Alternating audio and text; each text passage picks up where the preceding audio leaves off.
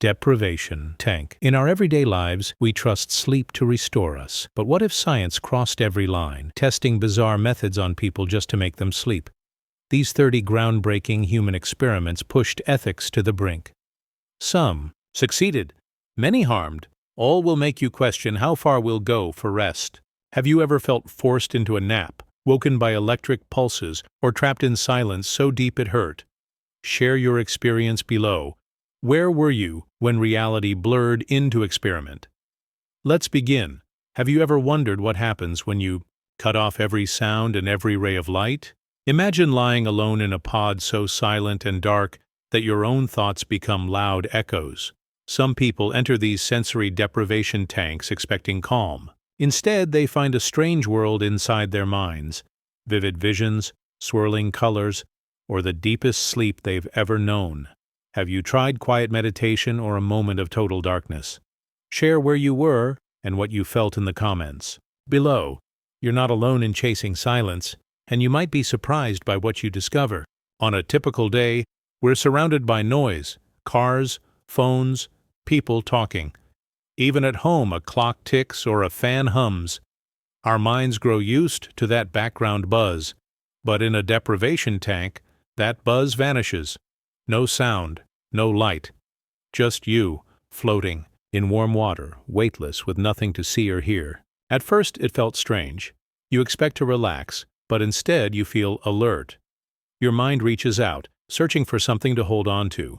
After a few minutes, many begin to hallucinate. Simple flashes of color, patterns like ripples on a pond. Some see shapes, faces, even entire scenes play out behind closed eyelids.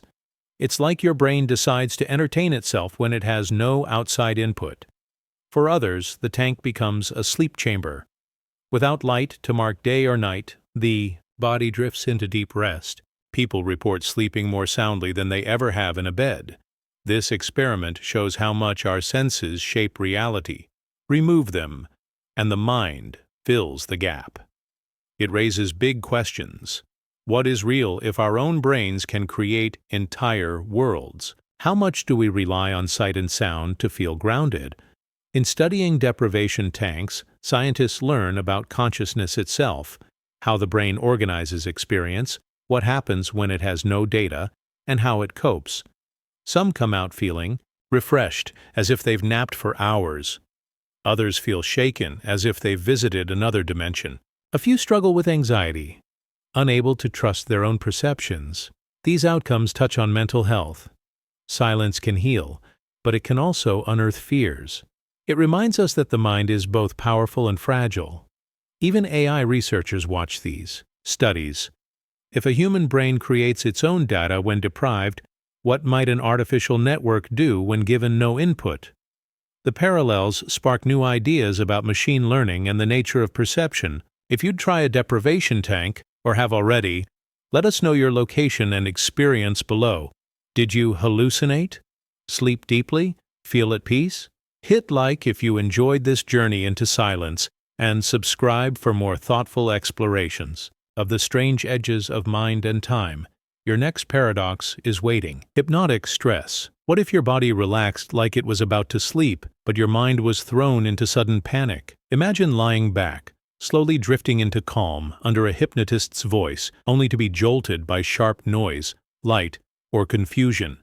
Again and again. Some people describe it like sinking into water, and just as they begin to let go, someone yanks them back to the surface. Over time, this tug-of-war between deep peace and sudden stress didn't just break their focus. It wore down their minds. Have you ever tried hypnosis or meditation only to be interrupted by something jarring? A loud sound, a flash of memory, or even a wave of emotion? Let us know in the comments where you were and what you felt. You'd be surprised how many people have quietly had these moments too. This experiment began with a simple idea. Could you build mental strength by training the body to relax under pressure? Test subjects were hypnotized, guided gently into a deep state of calm. Their breathing slowed, muscles softened, and their minds moved into a place between waking and sleep. But then, just as their tension melted away, something snapped them back. A blast of cold air, a sharp tone, a question meant to confuse. The result was a kind of emotional whiplash. Over and over, this process repeated. Calm, shock, calm, shock. Some people endured it for hours. Others broke down in far less time. One person cried without knowing why. Another forgot what day it was. A few simply fell into deep, dreamless sleep, as if their mind shut off to escape the cycle. But what's even more strange is how a few participants said they felt stronger afterward, more aware, more able to focus, even in chaos. This raises strange and serious questions. Can stress actually train our brains like lifting weights trains our muscles? Or does too much stress, especially when hidden inside peaceful moments, only lead to confusion and emotional cracks? It also touches on something many of us live with: the push and pull between rest and responsibility. You try to relax after a hard day, but your mind drifts back to tasks left undone, people you forgot to call, fears about tomorrow. It's like mental tension won't let go. In that way, this experiment reflects something very human: the struggle between needing peace and being pulled back into stress. Like when you're about to fall asleep, but a loud thought jolts you awake.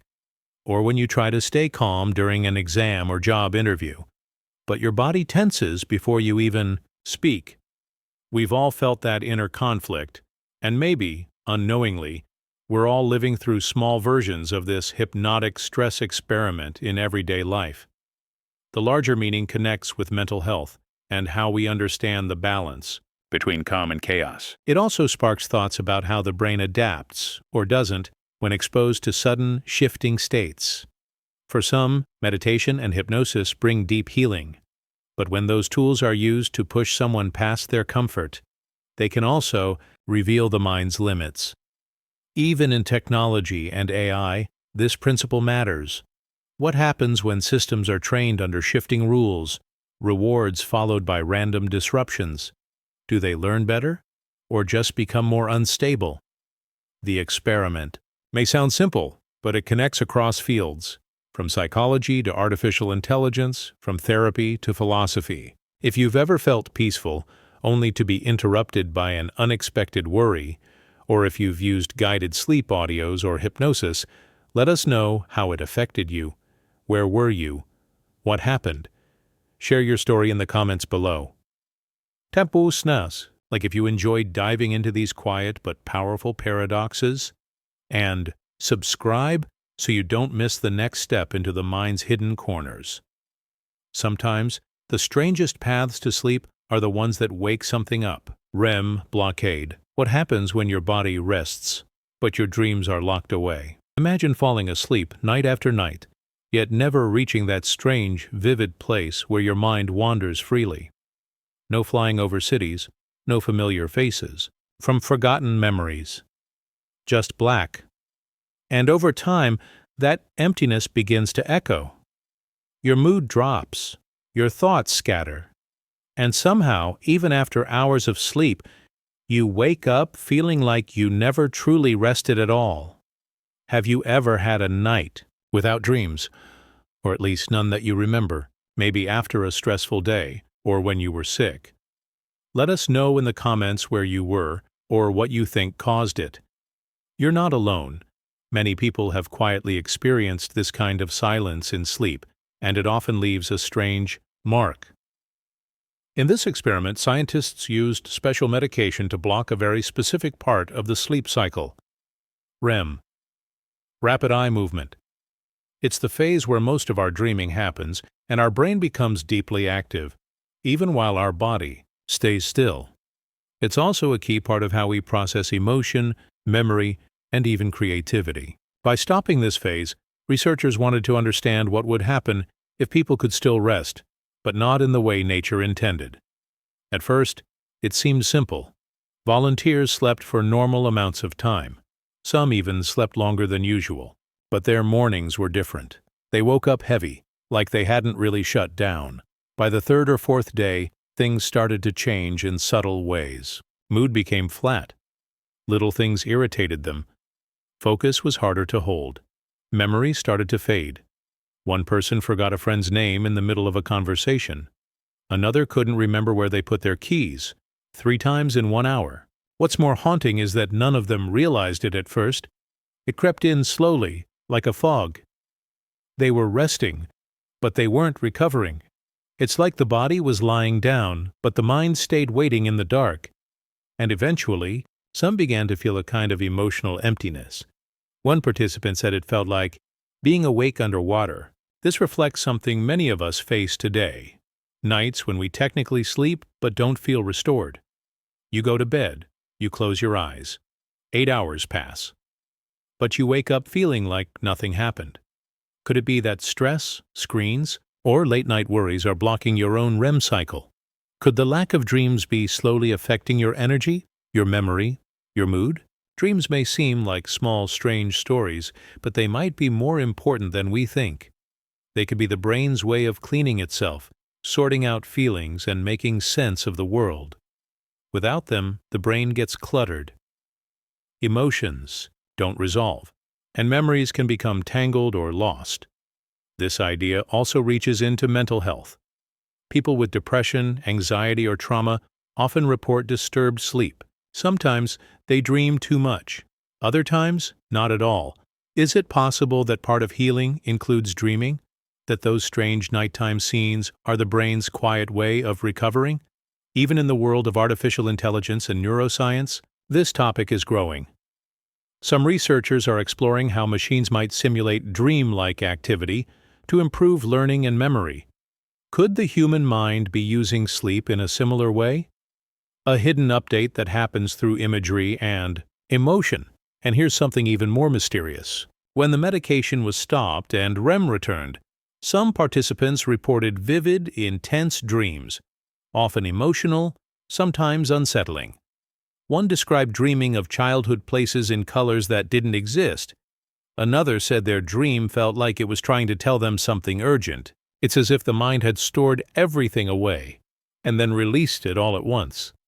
So, we're left with this strange thought. What is your brain doing when you dream? And what happens when it doesn't?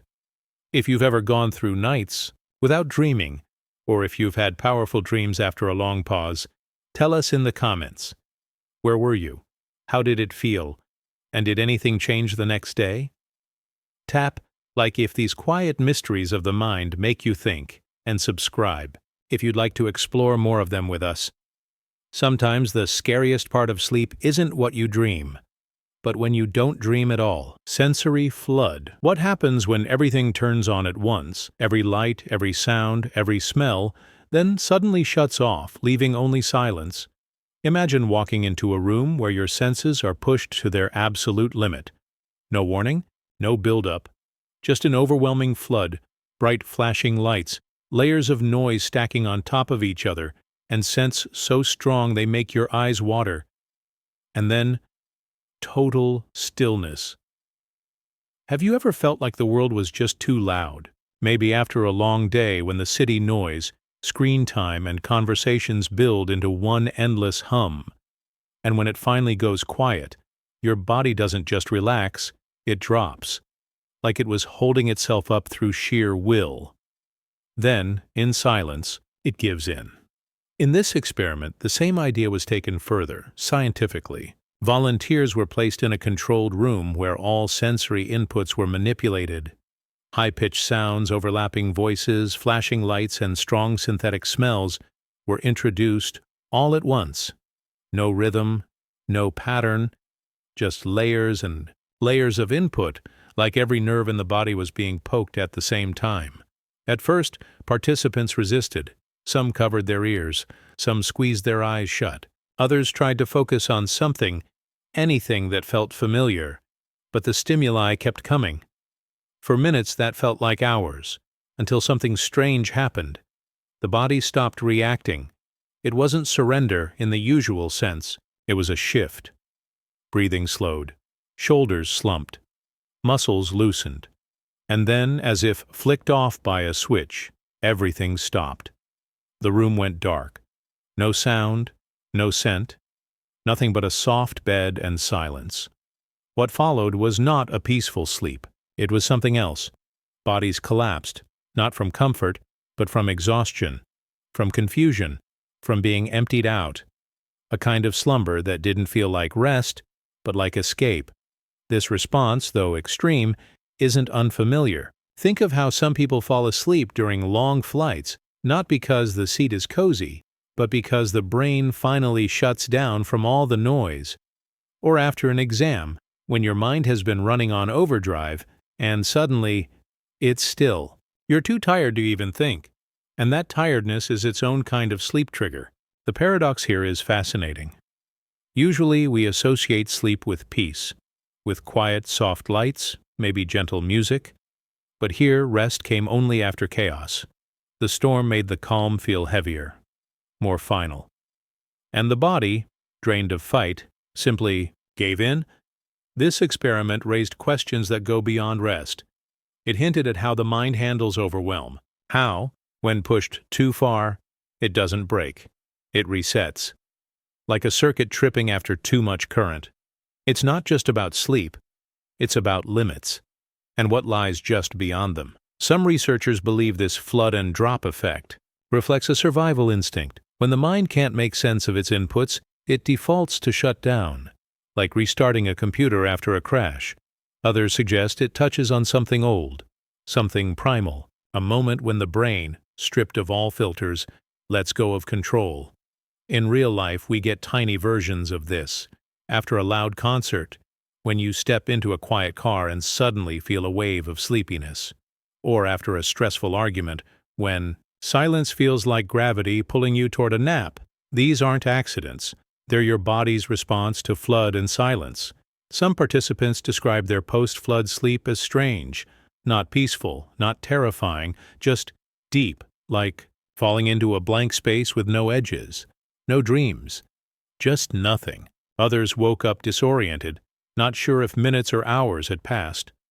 A few felt calm afterward, like their brains had been wiped clean, but others reported something even more curious, dreams that didn't feel like theirs, not scary, just unfamiliar, as if the noise had stirred something hidden and let it drift to the surface. Could it be that our minds, when pushed past familiar thresholds, tap into spaces we don't usually visit? This experiment didn't answer all the questions, but it opened many. What if sleep is not just rest, but reset? What if flooding the senses in a controlled way is like turning the brain inside out before letting it settle? You might never be part of an experiment like this, but maybe you felt something close. A time when life was too loud, too bright, too much. And then quiet came like a wave. Maybe that's why we love thunderstorms while falling asleep. The chaos outside makes the stillness inside feel deeper. Have you ever fallen asleep in a strange way, right after something intense? A moment where your body shut down, not out, of comfort, but necessity? I'd love to know where you're watching from, and if you've ever experienced something like this. Drop it in the comments. I'm reading all of them. If this kind of story feels calming, thoughtful, or just makes you think differently about rest, consider liking the video. It helps more than you know. And if you'd like to keep exploring paradoxes, dreams, and the edges of human experience, subscribing means you'll be part of each step forward. Now close your eyes for a moment. Imagine a world of sound, light, and scent. So strong it feels like too much. Then picture that world going completely quiet. Just your breath, a soft surface beneath you, the weight leaving your limbs.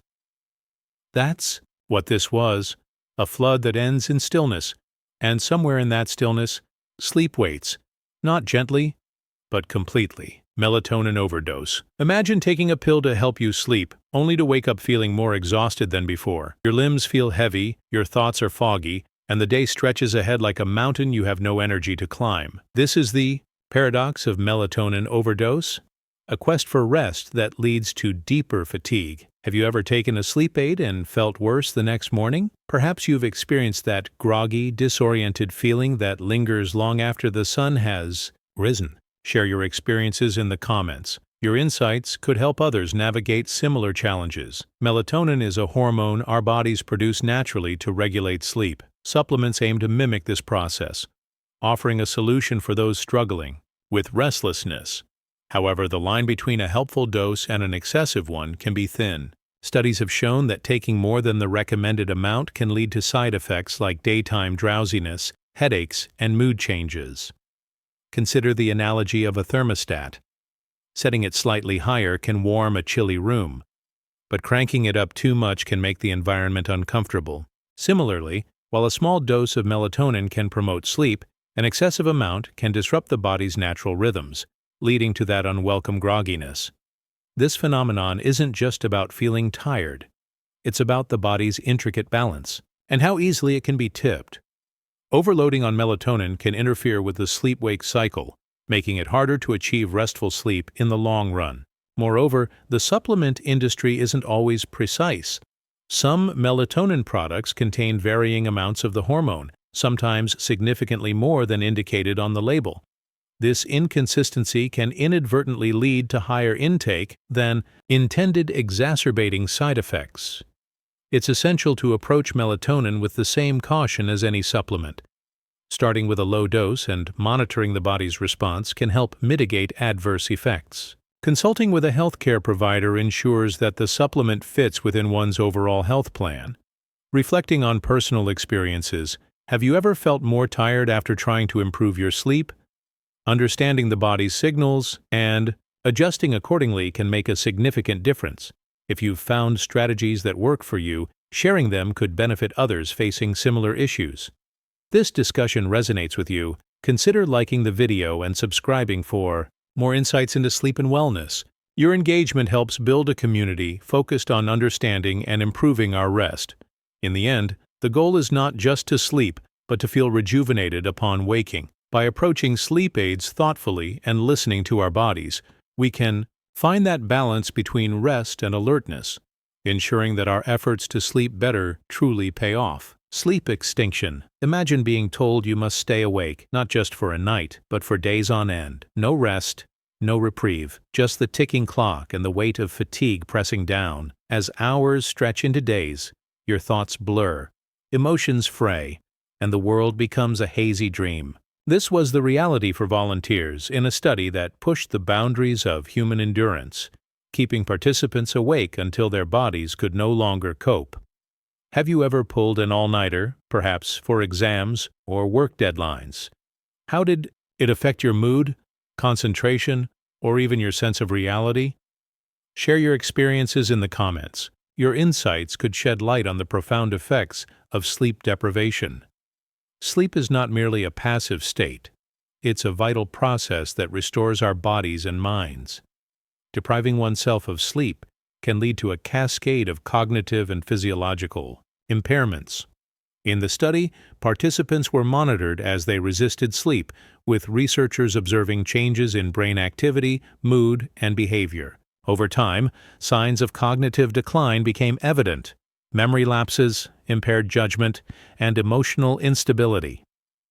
The ethical implications of such studies are significant. While the pursuit of knowledge is essential, it must be balanced against the well-being of participants. Prolonged sleep deprivation can have lasting effects on mental and physical health, raising questions about the limits of research and the responsibilities of scientists. Consider the analogy of a smartphone. Without regular charging, its performance deteriorates, apps lag, battery drains quickly, and eventually it shuts down. Similarly, our bodies and minds require rest to function optimally. Depriving oneself of sleep is akin to ignoring the low battery warning, pushing until the system collapses. Reflecting on personal experiences, many of us have felt the effects of insufficient sleep, irritability, difficulty concentrating, and a general sense of malaise. These experiences underscore the importance of prioritizing rest and recognizing its role in our overall health. If this discussion resonates with you, consider liking the video and subscribing for more insights into sleep and wellness. Your engagement helps build a community focused on understanding and improving our rest. In the end, the study serves as a stark reminder of the essential nature of sleep. While the human body can endure remarkable challenges, rest remains a non-negotiable component of health and well-being. By acknowledging and respecting our need for sleep, we honor the intricate balance that sustains us. Forced naps. Have you ever felt trapped between sleep and wakefulness, as if your body refuses the very rest it craves? Imagine being gently laid down, closing your eyes, and just as you begin to drift, a sudden jolt rips you back to full alertness. You're left blinking at the ceiling, heart racing, wondering why rest feels like a punishment. If you've ever lain in bed, desperate for sleep yet terrified of what comes next, you're not alone. Share in the comments, where are you watching from, and have you ever experienced this strange battle with rest? At first, it seems almost funny, like an old phone that refuses to charge. You close your eyes, confident sleep is coming, and then, zap, you're awake. No warning. No gentle easing back into awareness. Just a sharp electric shock to your nervous system. You lie there, wondering if your bed is haunted or if you've secretly offended some sleep spirit. But the truth is more surprising. Your body can actually learn to hate rest. Think about the last time you faced a big exam. You knew you needed rest, but every time you closed your eyes, your mind sprinted through formulas, essay plans, or worst-case scenarios. The harder you tried, the more your brain rebelled. You felt trapped in a loop. The more you chased sleep, the further away it ran.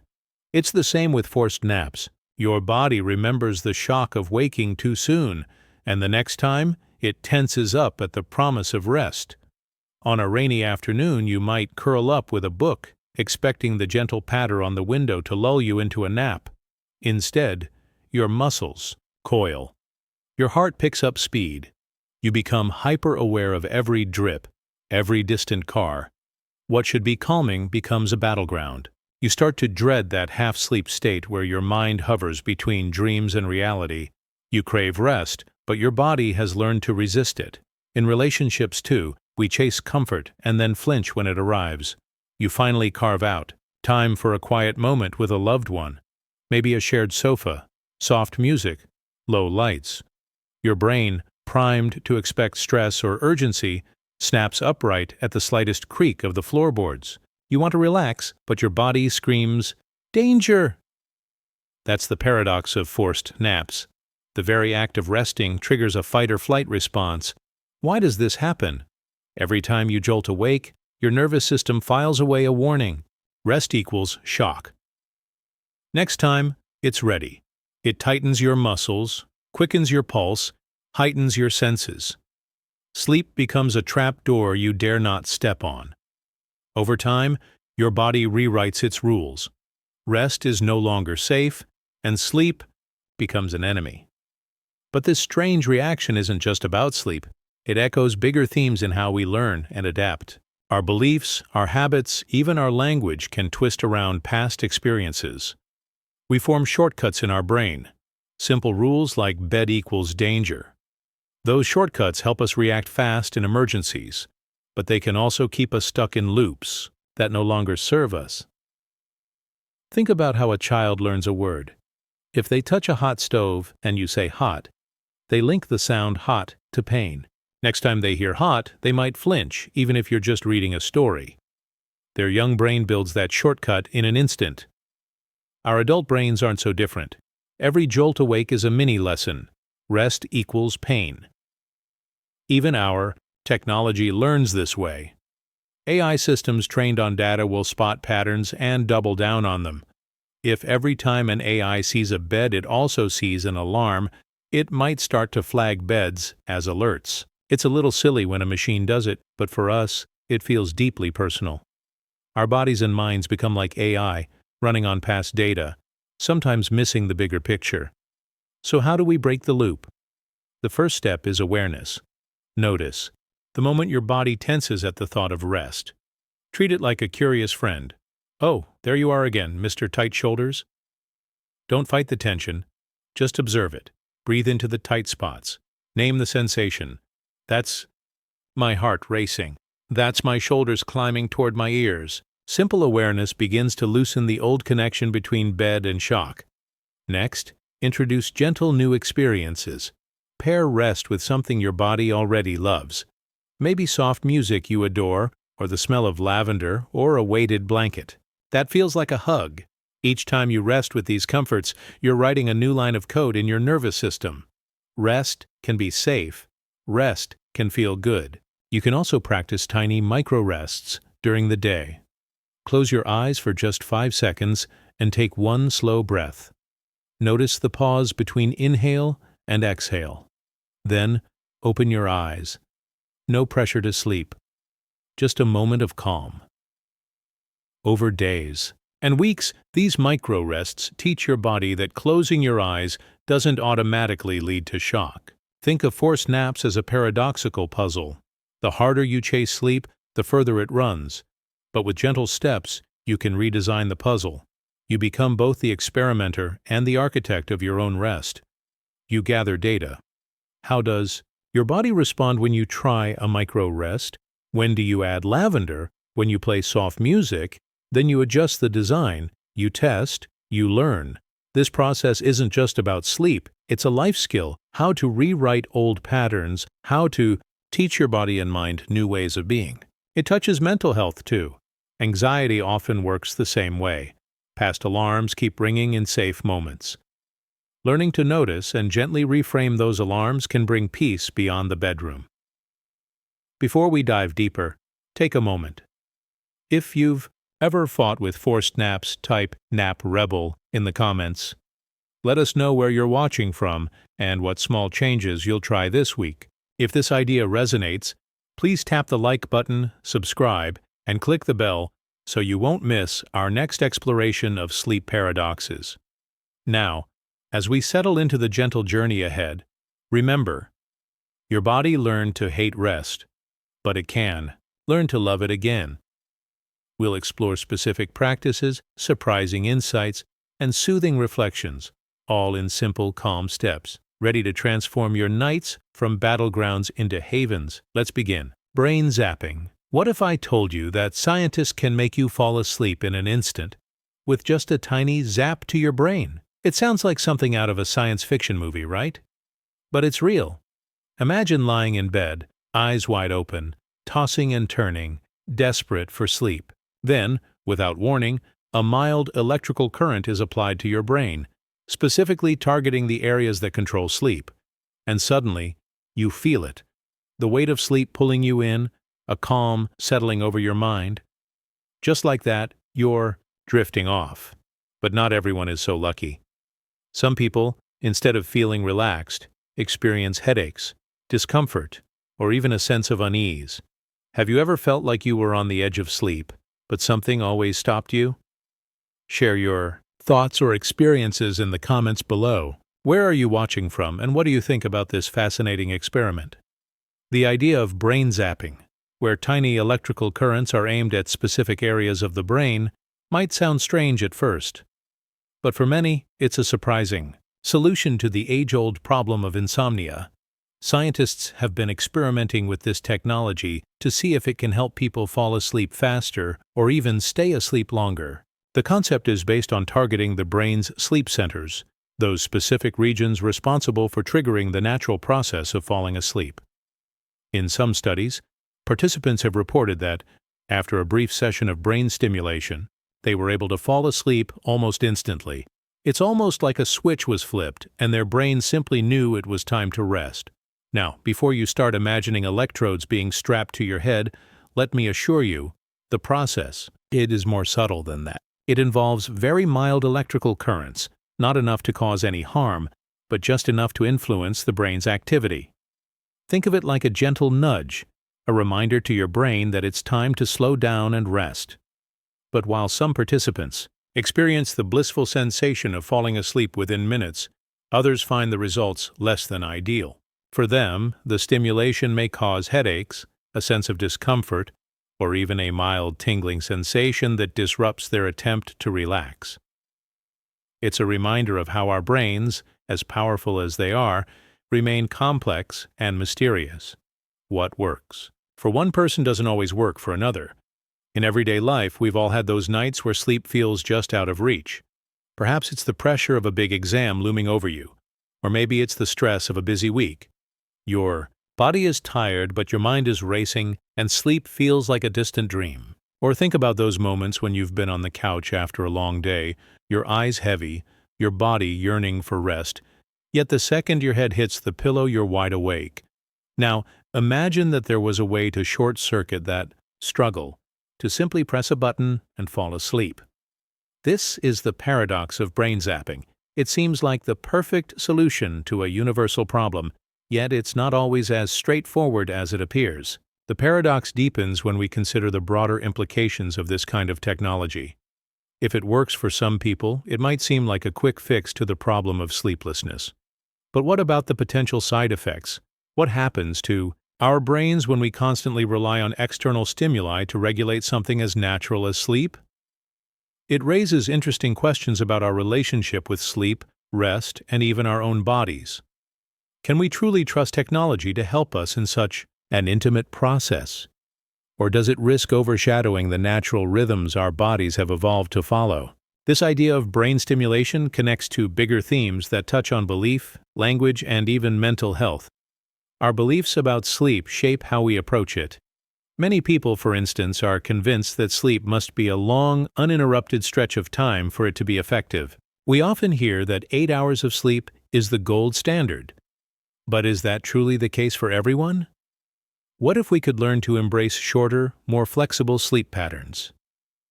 Brain zapping taps into this concept by offering a shortcut to sleep, challenging our traditional understanding of how we should sleep. It asks us, do we need to work so hard to fall asleep, or is the process meant to be simpler than we think? Language plays a role in how we perceive sleep as well. We describe sleep as something we achieve, struggle with, or even fight for. We talk about sleepless nights in terms of defeat and frustration.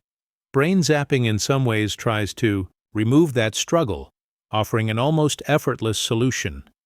But it's not without its own set of challenges. For some, the experience of having their brain zapped can feel invasive, even if the currents are mild. It's as if the natural flow of sleep has been interrupted, leaving us to question whether it's truly possible to force something so organic. The mental health aspect of sleep is also important here.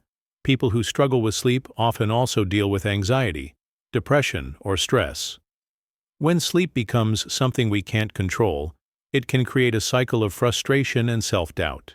Why can't I sleep like everyone else? We might ask ourselves. This sense of inadequacy can amplify the very stress that prevents us from falling asleep in the first place. In some ways, brain zapping offers a way out of this cycle, helping people who feel trapped in sleeplessness break free from their own mental barriers. But as with any intervention, it's important to consider the long-term impact. Can we truly rely on an external solution, or is there something deeper we need to address? One of the most interesting aspects of brain zapping is its connection to AI and technology. Just as our brains can be influenced by electrical currents, we're increasingly surrounded by machines that learn and adapt based on our behavior. AI algorithms, for example, analyze our sleep patterns, trying to predict when we're most likely to fall asleep or wake up. The more data these systems gather, the more they can tailor their suggestions to our needs. In a way, brain zapping is like a small human version of this process. We're attempting to influence our sleep patterns through precise, targeted technology, hoping to program our brains in a way that promotes better rest. But this approach also raises some interesting ethical questions. If we can control our sleep with electrical currents, what else can we control? Is there a point at which we stop trusting our own bodies and rely too heavily on outside forces? It's a question that extends far beyond sleep. It taps into our relationship with technology, our reliance on external tools, and the consequences of surrendering too much control. Before we dive deeper into the complexities of brain zapping and its potential benefits and drawbacks, I'd like to hear from you. Have you ever experienced something that helped you fall asleep instantly, or conversely made it harder to rest? Share your experiences in the comments, and if you find this topic intriguing, don't forget to like, subscribe, and turn on notifications. Sleep is such a personal journey. Brain zapping may be a small step toward revolutionizing how we approach it. but it's important to remember that our minds and bodies are deeply intertwined. The search for the perfect night's sleep may continue, but in the end, it's about finding what works for you. Just like any technology, it's important to stay curious, explore different options, and listen to your body's cues along the way. Thermal shock. Have you ever felt the strange, almost shocking feeling of stepping into a cold shower when your body was craving warmth? Or perhaps the opposite, stepping into a hot bath after being outside in the cold? The contrast between extreme temperatures can be enough to jolt your senses, causing your body to react in unexpected ways. But what if I told you that some people have used a rapid switch between hot and cold temperatures to knock themselves unconscious, not as a form of harm, but as a way to reach a deeper state of relaxation or even a mental reset? It sounds a little wild, doesn't it? Imagine switching between freezing cold baths and steamy hot rooms in rapid succession, all in an attempt to reset your mind and body. You might think this would be a brutal experience, and for some it definitely is. But for others, this intense thermal shock could be the very thing they need to push through mental barriers or physical fatigue. Have you ever experienced a drastic change in temperature that left you feeling disoriented, relaxed, or maybe even a little dizzy?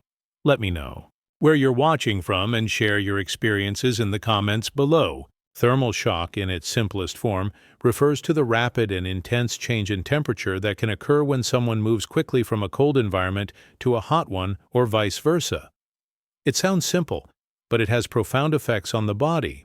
In the case of the baths and rooms, people intentionally expose themselves to the extreme contrasts of cold and hot to trigger a physical response.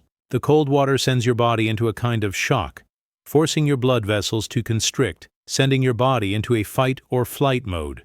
It's almost as if your body is thrown into survival mode, responding to the cold like a threat.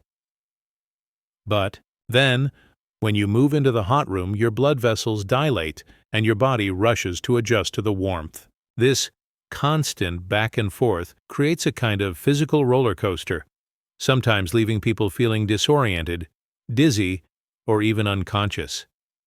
Now, you might be wondering, why would anyone choose to subject themselves to this intense contrast of temperatures? For some, it's about resetting the body, tapping into the power of discomfort, or even pushing through mental and physical barriers. Think about a time when you've been stressed or overwhelmed, maybe preparing for an exam or dealing with relationship pressures. When things feel like they're too much, sometimes the body responds with tension, aches, and mental fog. People who use thermal shock believe that by subjecting the body to extreme conditions, they can break free from that buildup. It's like forcing the mind and body into a reset mode, where the cold bath sharpens focus and the hot room soothes the tension away. The shift between temperatures can offer a mental reset, almost as if you're shaking off the weight of stress. But the paradox comes in when we consider the flip side. For some people, this practice isn't as refreshing or revitalizing as it might seem. Instead of feeling energized or renewed, the body might respond with exhaustion, confusion, or even fainting. After all, your body isn't designed to constantly flip-flop between such extremes. Think about how you might feel after a long day outside in the cold, only to jump into a warm blanket or heated room. The relief feels incredible, but it can also leave you feeling drained if you push your body too far. Thermal shock, in its more extreme forms, can push the body beyond its limits. For some, the rapid change between hot and cold temperatures may actually cause more harm than good, leaving them feeling physically unwell or mentally foggy. But this paradox is not just about physical sensations. It touches on something deeper, too. Our beliefs about what the body needs are deeply influenced by our daily experiences. We often talk about stress or exhaustion as if it's something to be avoided, like a monster lurking in the shadows. We use phrases like, "I'm so stressed out," or "I'm so burnt out," as though these feelings are things that have overtaken us. But the truth is, stress and exhaustion don't need to be feared or fought. In some cases, they can be understood and embraced as signals from the body. Thermal shock, for example, works precisely because it challenges our belief that we need to stay in one comfortable state for too long. It teaches us that we are capable of withstanding extreme conditions, but only if we learn how to balance those extremes in a way that benefits our overall well-being. It's not about staying in one state forever, whether that state is comfort, heat, or cold. It's about moving through those states and allowing the body to adapt and learn. This idea of thermal shock also connects to mental health. Think about how we often feel trapped in our routines. It's easy to fall into a pattern where we're always either too hot or too cold, too stressed or too relaxed. We oscillate between extremes, like the contrast of a cold bath and a hot room, without knowing how to find balance. By embracing a practice like thermal shock, we learn to navigate these extremes, moving between discomfort and relief, tension and relaxation. But just like with any practice, it's important to approach it with awareness. Pushing the body too far can be harmful, just as pushing the mind too hard can lead to burnout. The key is finding that sweet spot where we can challenge ourselves, without overwhelming our systems. The language we use to describe thermal shock is also significant. We talk about shock as if it's something to be avoided, something disruptive. But what if shock is actually part of the process of growth? What if the discomfort we feel when we're pushed beyond our limits is a sign that we're breaking through barriers, whether they're physical or mental? Just like how thermal shock pushes the body to reset, challenging experiences in life can push us to break through old patterns and beliefs. It's not about avoiding shock, but about learning how to integrate it into our journey. In some ways, thermal shock even has parallels in the world of technology. Just as our bodies respond to extreme temperatures, our minds respond to the constant flow of information and demands from technology. We're constantly bombarded with stimuli, and like the body, we can become overwhelmed. Just as thermal shock forces the body to adapt, we, too, must learn to adapt to the constant changes in our environment, whether it's through balancing work, relationships, or the pressures of modern life. Technology, for all its benefits, can push us to our limits, just as the cold bath and hot room push the body. The trick is to find balance, to know when to embrace discomfort and when to seek comfort.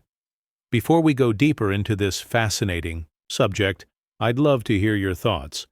Have you ever tried something like thermal shock, jumping between hot and cold temperatures? How did it make you feel?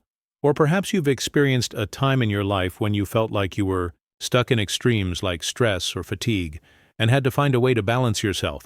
Share your stories in the comments, and if this idea resonates with you, don't forget to hit like, subscribe, and click the bell for more insightful discussions. Thermal shock might seem like an odd experiment, but it's a reminder that our bodies, minds, and lives are full of contrasts. Embracing both ends of the spectrum, cold and hot, stress and relaxation, can teach us something important about balance. It's about understanding when to challenge ourselves, and when to let go, when to embrace discomfort, and when to find relief.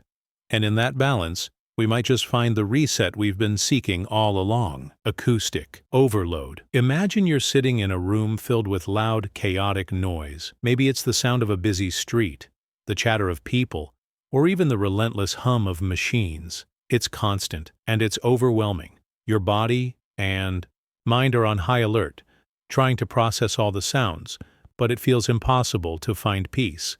Now picture this. Suddenly, the noise stops. It's not just quiet, it's eerily silent.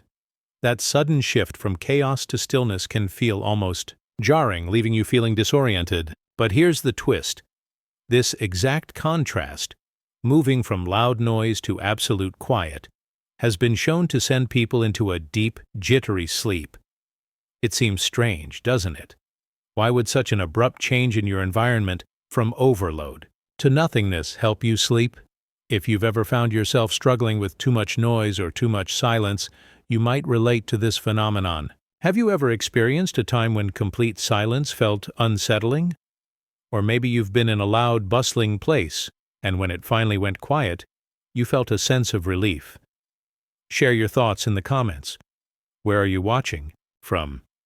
And what do you think of this unusual way the mind and body react to sound? The idea of acoustic overload and its effects on sleep might sound odd at first. How can noise and quiet both influence our ability to sleep? It turns out that our bodies respond in fascinating ways to sound, or the sudden absence of it. When exposed to loud, continuous noise, your brain is in a constant state of alertness. Think about the times you've had trouble concentrating or falling asleep because of noisy neighbors or traffic outside your window. The constant background noise demands your attention, even if you don't realize it. It becomes a form of mental fatigue. You're not just hearing the noise, your brain is actively processing it, and over time that can lead to stress and anxiety. You might even feel a little on edge, like you can't fully relax because your senses are overstimulated. Now imagine what happens when that constant noise suddenly stops. At first, it might feel like a relief, but then something else happens. The silence feels strange, almost unsettling. The brain, which has been conditioned to expect sound, finds itself in an unexpected state of stillness. This is when something interesting happens. The brain, which was previously overloaded, tries to adjust to the sudden lack of stimulation. In a way, it's as if the mind and body are trying to reset, but because the shift is so dramatic, it can push the body into a state of deep, jittery sleep. It's almost as if the sudden quiet forces the brain to shut down, allowing the body to rest and recover from the mental fatigue caused by the previous overload. You might be thinking about how this works in real-life scenarios. We all know the experience of being in a loud place and then stepping into somewhere quiet. The change can feel intense, like your body has to recalibrate itself to the new environment. It's similar to how you might feel after a long day of studying or working, with your mind racing from the constant demands of life. When you finally step into a quiet space, your body can feel a sense of relief, but it can also trigger a strange kind of tension, like your mind isn't quite ready to let go. It's like the body has to work through the transition from constant activity to stillness. Sometimes that process of shifting from one extreme to the other can cause you to fall into a deep, heavy sleep, almost as if your brain is overwhelmed by the change and has no choice but to rest. This concept of acoustic overload isn't just about physical sensations. It also speaks to something deeper, our relationship with noise and silence. In a world full of constant stimulation, from smartphones buzzing to background noise in crowded places, it can be hard to find moments of stillness. And when we do experience silence, it might not always feel peaceful. Instead, it can feel unnerving, like something is missing. For some, silence can be a reminder of isolation or loneliness, making it hard to fully embrace. But for others, silence provides a sense of calm and clarity, allowing them to focus and recharge. The paradox here is that while we might crave peace and quiet, we often struggle to adapt to it when we finally get it. The very absence of noise, something that seems like it should bring relief, can create a feeling of discomfort. This paradox connects to a bigger theme about the human mind and how it reacts to extreme changes in its environment. We live in a world where we are constantly surrounded by noise, whether it's the hustle and bustle of the city, the constant notifications on our phones, or the endless chatter around us. Our brains are conditioned to process this noise, and for some, it has become a constant companion. When we suddenly find ourselves in silence, it can feel unsettling because we're so used to the noise. In a way, our minds are programmed to thrive on sound. When that sound is removed, the mind must adapt to the new, quieter reality. This idea also touches on mental health. For many, the constant noise of everyday life can contribute to feelings of stress, anxiety, and exhaustion. The overload of sensory input can leave you feeling frazzled, as if your mind is racing even when you're trying to relax. In these moments, silence can become a tool for calming the mind, but it's a tricky one. Just like how loud noises can create anxiety. The sudden shift to silence can have a similar effect, making it hard to fully unwind. It's as if our brains need time to adjust to the absence of stimulation. But once the brain does adjust, the quiet can have a soothing effect, helping to slow down the racing thoughts and allow the body to rest. The language we use to describe sound and silence also plays a significant role in how we experience them. We talk about noise in terms of overload, chaos, and disruption, while silence is often described as peaceful or empty. But in reality, silence can be just as disruptive as noise, especially when we're not accustomed to it. The way we perceive these experiences shapes how we respond to them. If we view silence as uncomfortable or unnerving, it's harder to relax in it. But if we embrace it as a tool for rest and reflection, it becomes something more powerful. Just like with the sudden shift from noise to quiet, our perception of these extremes can influence how we feel about them. Interestingly, this paradox of acoustic overload also connects to modern technology. We live in an age where we can be constantly connected to the world around us. The buzz of our phones, the hum of computers, and the sounds of our surroundings are always with us. And just like with acoustic overload, this constant stream of information and noise can become overwhelming. But then, when we take a break and disconnect, we might find ourselves struggling to adjust to the silence. In a world so focused on connection and stimulation, the quiet can feel like an unfamiliar challenge.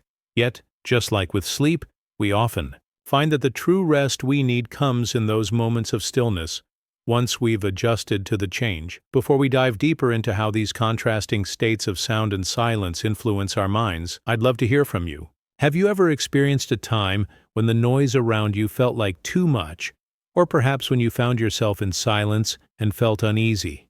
Share your thoughts in the comments below. And if you find this topic intriguing, don't forget to like, subscribe, and click the notification bell for more insightful discussions. The world is filled with noise, and it's easy to feel overwhelmed by it. But in the spaces between that noise, when we step into the quiet, we can find moments of rest, even if it takes a little time to adjust. Embracing these contrasts, from noise to silence, allows us to reset and recharge in ways that can be truly restorative. It's about learning how to balance these extremes and finding peace in the unexpected transitions. Light deprivation. Have you ever tried to fall asleep in a completely dark room where no light at all enters? It's a strange feeling, isn't it? Your mind tries to adjust, and for a moment, you might wonder if you're even able to sleep. But what if you were in total darkness for days, without any light, not even a flicker? The idea might seem a little unsettling at first, almost like a test of endurance. What would happen to your sleep, your mind, and your body after days of being cut off from the rhythm of light and darkness? In this experiment, people were placed in complete darkness for an extended period of time, and what they experienced was nothing short of fascinating. The natural rhythms of their bodies, known as circadian clocks, were broken. No light meant no clear day or night, and their sleep cycles went haywire, becoming completely random. It's as if the absence of light turned everything upside down. The human body, designed to follow the natural pattern of light and dark, had no way of anchoring itself. It raises an interesting question. What really controls our sleep, and how dependent are we on the external world to regulate it? It's easy to think of sleep as something that just happens naturally. We go to bed when it's time to sleep, and we wake up when the morning comes. Most of us follow a similar routine, shaped by our environment. The day gets brighter. We start to feel more awake. And when night falls, we begin to wind down for rest. But what happens when this cycle is disrupted and the external cues that guide us are taken away? Light deprivation throws everything off balance, and the effect it has on the human body is surprisingly profound. When deprived of light, our internal clocks lose their cues. Without the natural rhythm of sunlight to tell us when it's time to be awake or when it's time to rest, our bodies struggle to find a rhythm of their own. Imagine waking up at random times, not knowing whether it's day or night. You might feel disoriented, confused, or even tired all the time, unable to pinpoint whether it's time to be alert or time to rest. This is what happened to the subjects in the experiment. Their bodies were no longer in sync with the world outside. Their sleep cycles became unpredictable, bouncing from one extreme to another without any clear pattern. One night they might sleep for only a few hours, and the next they could sleep for an entire day. The idea of a normal sleep cycle, where we rest for a specific amount of time at night and are awake during the day, completely vanished. This experience is a powerful reminder of just how deeply interconnected we are with the natural world. Our bodies are finely tuned to respond to external cues like light, temperature, and sound. Light, in particular, is a major factor in regulating our circadian rhythm. The circadian rhythm is a natural internal process that helps control our sleep-wake cycle, and it is influenced by the rise and fall of the sun. When the sun rises, our bodies start to wake up, and when the sun sets, our bodies prepare for sleep. This is why so many people feel the urge to sleep when it's dark outside and feel energized during the day. But what happens when this rhythm is broken and we lose the signals from the world around us? We become disoriented, as the natural cues no longer exist. This experiment also sheds light on a bigger, almost philosophical question about the role of external influences in our lives. In a world full of distractions, noise, and constant stimulation, we often lose touch with our own internal clocks. We live by schedules, work, and obligations that are often dictated by external factors, not by what feels natural to our bodies. Think about the times you've had to stay up late to study for an exam, or to finish a project at work. Or maybe you've had to wake up early for a meeting, even when you didn't feel ready. Our lives are often shaped by external demands, and our natural sleep-wake patterns can be disrupted. It's easy to forget how much of our daily routines are influenced by light, and how much it affects the way we feel and perform. Yet when we disconnect from these external rhythms, like when we're placed in total darkness for several days, we get a glimpse into how fragile our sense of time and rest can be. The absence of light throws us into a state of confusion, making it clear just how important light is in guiding our daily routines. This disruption isn't just about sleep, it's about the way we orient ourselves in the world. When we lose the external markers, we can lose our internal bearings as well. The paradox here is that while light is a crucial factor in maintaining a healthy sleep cycle, it's not just about the presence or absence of light, it's also about the relationship we have with it. If you think about how we feel during the winter months when the days are shorter and the nights are longer, you might notice that it's harder to get out of bed or feel energized. The lack of sunlight affects our mood, energy, and sleep. Some people even experience what's called seasonal affective disorder, or SAD, during the darker months, where the lack of sunlight can lead to feelings of depression or lethargy. It's as if our bodies are constantly searching for the light that has disappeared, and in its absence, we feel lost or off balance. This theme also connects to our understanding of mental health. When our natural rhythms are disrupted, whether by light deprivation, stress, or changes in our environment, it can have a profound effect on our well-being. Sleep is essential for mental and physical health. It's during sleep that our bodies repair themselves and our brains process emotions and memories. Without a stable sleep pattern, our minds can become foggy, our emotions unstable, and our overall health compromised. The disruption of circadian rhythms caused by light deprivation can leave people feeling mentally drained and emotionally unstable. Their ability to focus, to engage in everyday tasks, and even to maintain relationships can be affected by the lack of a stable sleep cycle. What makes this experiment so intriguing is the deeper understanding it offers about the way we are connected to the world around us. It shows that our bodies are not isolated systems. They are constantly interacting with the environment. The rhythm of our sleep is just one example of this interconnectedness. We rely on external factors, light, sound, temperature, to guide us through our days and nights. When these factors are taken away, we see just how much we depend on them. It's a powerful reminder that we are not separate from the world around us, but are shaped by it in ways we may not fully understand. Now think about how this concept of light deprivation might play out in your own life. Have you ever found it hard to sleep when you're traveling to a new time zone or living in a place where the days are much shorter or longer than you're used to? It can take days or even weeks for your body to adjust to the new cycle.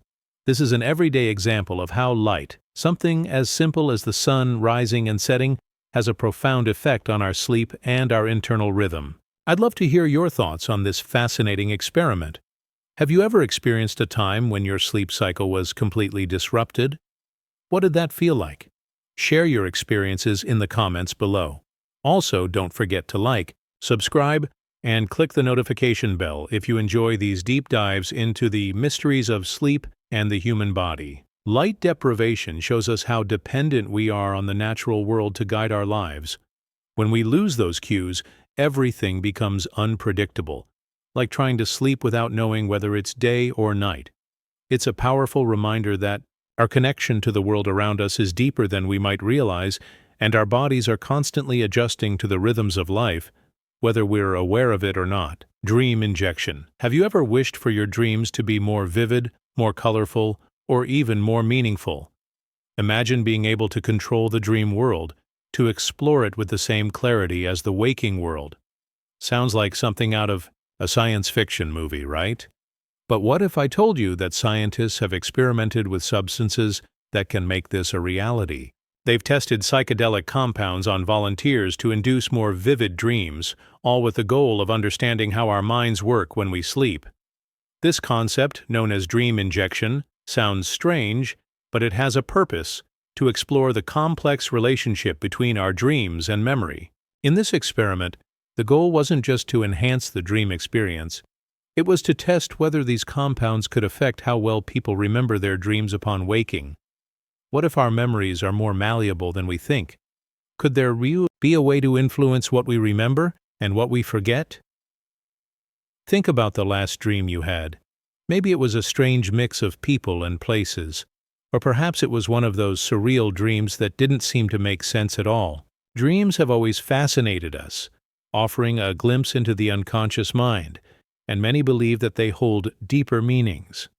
Some people even try to decode their dreams, looking for signs and symbols that might reveal something important. But what if, instead of being something we passively experience, dreams were something we could actively influence? This idea is what scientists set out to test with the use of psychedelic compounds. At first glance, the concept might seem odd. After all, we're used to dreaming naturally with no interference. Our dreams come to us uninvited, and we often wake up with little or no memory of them. The dream world is a mysterious place where logic doesn't always apply, and time can bend in ways that defy understanding. But what happens when you introduce a substance into the equation that alters the brain's chemistry? Could this change the way we dream, or even how we remember those dreams? The idea is to explore the power of these compounds, to see whether they can give us a clearer understanding of how our minds work while we sleep. This experiment is more than just about creating vivid dreams. It's about understanding the relationship between sleep, memory, and consciousness. How do we remember what we dream? Why do some dreams stick with us while others fade into the background of our waking lives? By using substances that alter the brain's chemistry, researchers were hoping to unlock some of these mysteries. The how question they wanted to answer was simple. Could a chemical shift in the brain lead to a more vivid, memorable dream experience? Could these compounds make us more aware of our dreams, or even give us better recall after we wake up? To understand this better, let's think about a more familiar example. Have you ever tried to remember something important, like a phone number or a piece of information for an exam, only to forget it moments later? This is something many of us experience on a daily basis. It's frustrating, right? Sometimes our brains just can't hold on to the information we want to remember. Now, imagine if we could somehow tweak our brains to improve memory, not just for waking tasks, but also for the dreams we have while we sleep. Could this lead to a deeper understanding of how our minds work when we're not consciously aware? The effects of psychedelic compounds on dreams are still being studied, but the idea is fascinating. The brain is a powerful organ, and sleep plays a crucial role in consolidating memories. We know that during sleep, especially during the REM, rapid eye movement, phase, our brains process the information we've gathered throughout the day. This is why dreams often reflect things we've experienced, even if they don't always make sense. So, what if we could manipulate this process? What if we could influence the way our minds process information during sleep, allowing us to remember our dreams in more detail, or even understand them better? This experiment has broader implications beyond just improving our dream recall. It touches on something much deeper: the relationship between our minds and consciousness itself. Think about how dreams have been interpreted throughout history. For centuries, people have tried to make sense of dreams, searching for meaning and understanding. In some cultures, dreams are seen as messages from a higher power, while in others, they're considered a reflection of the unconscious mind. Our understanding of dreams has evolved over time, but we still don't fully understand why we dream the way we do, or why we remember some dreams and forget others. By studying how psychedelics influence dreams, scientists are delving into the mysteries of human consciousness, trying to bridge the gap between what we know and what we don't. The potential to influence dreams is also intriguing when we consider the role of mental health. Many people struggle with sleep disorders, such as insomnia or nightmares, which can have a significant impact on their overall well-being. If compounds like psychedelics can help improve sleep quality, or even help people remember their dreams in a healthier way, this could have a positive effect on mental health. It might even lead to new treatments for conditions like PTSD, where nightmares and disturbing dreams are common. If we could learn to understand and work with our dreams more effectively, it might open up new avenues for healing and self-awareness. But the conversation doesn't end with just sleep and memory. There's a much larger theme at play here: our relationship with consciousness and how we experience reality itself. If we can influence our dreams with substances, what does this say about our ability to shape our waking reality? It's a question that has been explored in philosophy, psychology, and even technology. What does it mean for us to control our minds in this way? Could there be a future where we can manipulate not just our dreams, but also our waking thoughts, emotions, and perceptions? The idea of altering consciousness, whether through dreams or through other means, raises profound questions about free will, identity, and the nature of reality. If you think about the current advancements in artificial intelligence, AI, this concept takes on even more significance. AI is already capable of learning, adapting, and even mimicking human behavior. But what if we could use AI to influence our dreams, or to help us understand them better? Could AI be trained to interpret our dreams and provide insights into our unconscious minds? This might sound like science fiction, but as we continue to explore the intersection of technology and consciousness, it's becoming more and more of a possibility. As we reflect on the experiment with psychedelic compounds and their potential to influence dreams, it's essential to remember that this research is still in its early stages. We may not fully understand the effects these compounds have on the brain, but the possibilities are undeniably fascinating. It challenges our traditional views of sleep and dreams, and opens up new ways of thinking about how we experience reality. What we learn from these experiments might not only change the way we view our dreams, but also change the way we understand the mind itself. What about you? Have you ever had a dream that stayed with you long after you woke up? A vivid, intense dream that you couldn't shake off? Or perhaps you've had a dream that made no sense at all, yet left you with a feeling that lingered. I'd love to hear your thoughts on dreams and memory. Have you ever tried to remember your dreams, or do you find that they slip away as soon as you wake up? Share your experiences in the comments below, and let's continue this conversation together. If you enjoyed this deep dive into the mysteries of sleep and the mind, don't forget to like, subscribe, and click the notification bell. There's so much more to explore, and I'm excited to take this journey with you. Cold exposure. Imagine stepping into a room that is so cold, it feels as if the air itself is biting at your skin. Your body immediately protests, urging you to escape, yet there's nowhere to go. The temperature plummets, and your body starts to shut down, not out of choice, but as a desperate attempt to survive. And then, almost as if your body is making a final surrender, sleep comes. Deep, uncontrollable, and peaceful. It's a strange paradox. In an environment so harsh and so unforgiving, your mind finds rest as a last resort. But why? Why does sleep, a process we often associate with comfort and warmth, come so naturally when everything around us seems to be demanding our attention and fighting? This is the phenomenon of cold exposure, when icy chambers or freezing conditions force the body into a state of shock, and sleep becomes an unexpected response. For most of us, sleep is the last thing we'd expect to happen in extreme cold. It seems counterintuitive, doesn't it? We've all heard the saying, Sleep in a cold room for a good night's rest, but here it's not about the comfort of a chilly bedroom. It's about survival. The cold is so overwhelming, so intense, that the body gives in, and sleep arrives almost as a defense mechanism. It's not a restful sleep, not like the kind we might crave after a long day. It's a deep, almost forced sleep, brought on by the body's need to protect itself from the stress of extreme cold. If you've ever been out in the cold for too long, you know how quickly your body starts to respond. Your fingers go numb, your breath becomes shallow, and the cold seems to invade every part of you. It's a physical discomfort that makes everything feel more urgent. But then there's this strange twist. When the body can no longer cope, when the mind is overwhelmed, sleep, however brief, becomes a necessary escape. It's as though the body knows that sleep is the only way to conserve energy, to shut everything down in order to survive. Consider a more relatable example. On particularly cold winter mornings, have you ever tried to stay warm while waiting for the bus, your breath visible in the air, your feet cold in the snow? The cold makes everything feel sluggish, and you feel the need to protect yourself from it.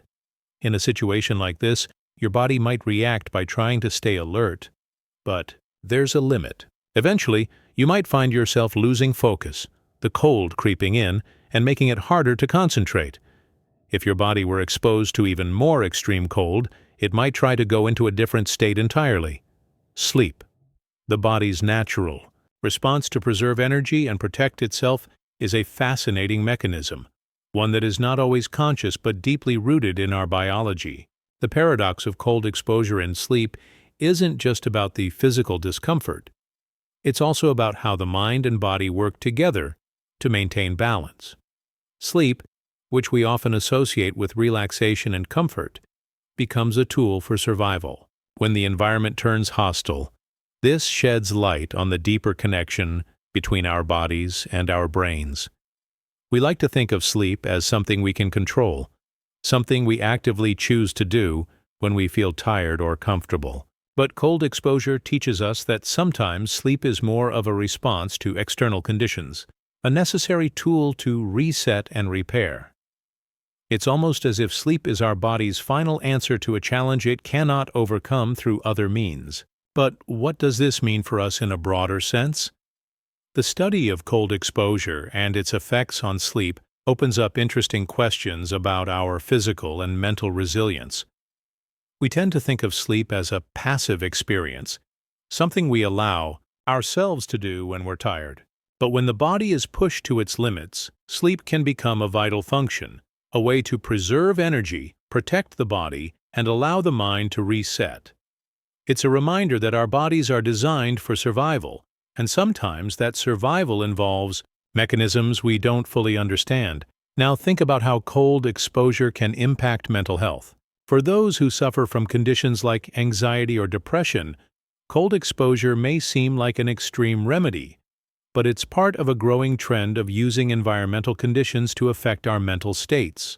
Some people have found that exposing themselves to cold environments, whether through cold showers, ice baths, or even just spending time outside in freezing temperatures, can help to alleviate some of the symptoms of depression.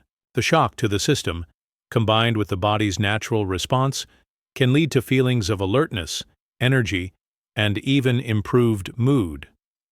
In a way, cold exposure serves as a reset button for the body and mind, similar to how sleep functions to rejuvenate and restore. However, cold exposure isn't always as simple as just taking a cold shower or stepping into an icy room. It requires careful attention to the body's limits, as overexposure to extreme cold can be dangerous. It's about finding that balance, understanding when to push your body and when to listen to its signals. The same can be said for sleep. We all know the feeling of not getting enough rest, of pushing ourselves too hard, and the toll it takes on our mental and physical well-being. In a way, sleep is our body's way of telling us that we've reached our limit, that we need to stop, rest, and recharge. Cold exposure, too, can serve as a reminder that we must listen to our bodies and give them what they need to function optimally. The paradox of cold exposure and sleep touches on many larger themes, including how we interact with the world around us. In our modern lives, we've created environments where we can control almost everything, from the temperature in our homes to the amount of light we're exposed to at night. But cold exposure takes us out of that comfort zone. It forces us to confront our limits, to embrace discomfort, and to understand how our bodies respond to stress. This concept also bridges into bigger themes of belief, survival, and even technology. In the future, could we use controlled environments such as cold exposure to optimize our sleep patterns or enhance our physical and mental health?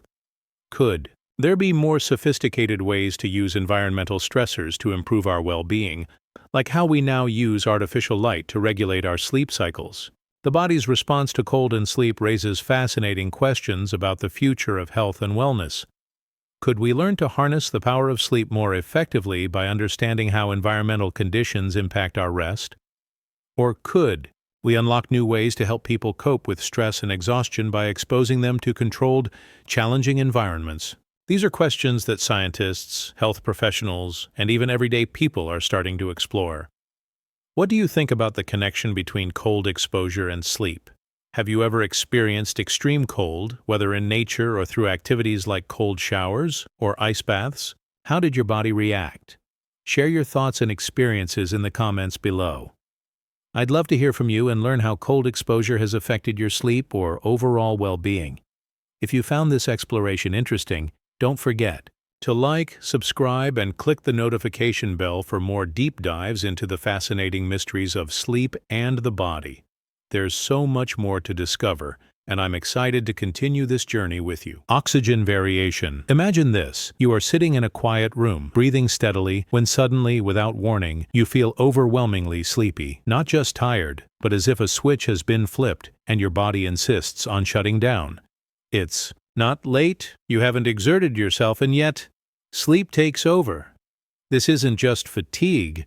It's a sudden sleep attack triggered by something as fundamental as the air you're breathing. It's a scenario that seems almost surreal, yet it's rooted in the delicate balance of oxygen in our environment and how our bodies respond to it.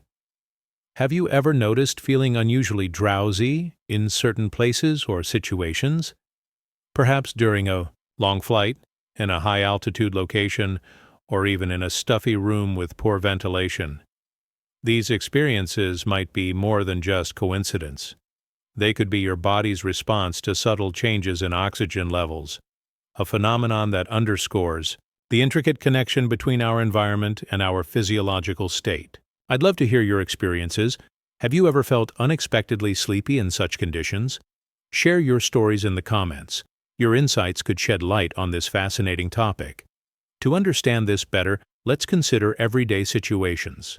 Think about the difference in how you feel when you're in a well-ventilated room versus a cramped, poorly aired space. In the former, you likely feel alert and comfortable. In the latter, you might experience headaches, dizziness, or an overwhelming urge to sleep. These reactions are your body's way of signaling that something is off. Specifically, that the oxygen levels in your environment might not be optimal. This brings us to the broader implications of oxygen variation. It's not just about physical comfort, it's about how our bodies and minds function. Oxygen is vital for our organs, especially the brain.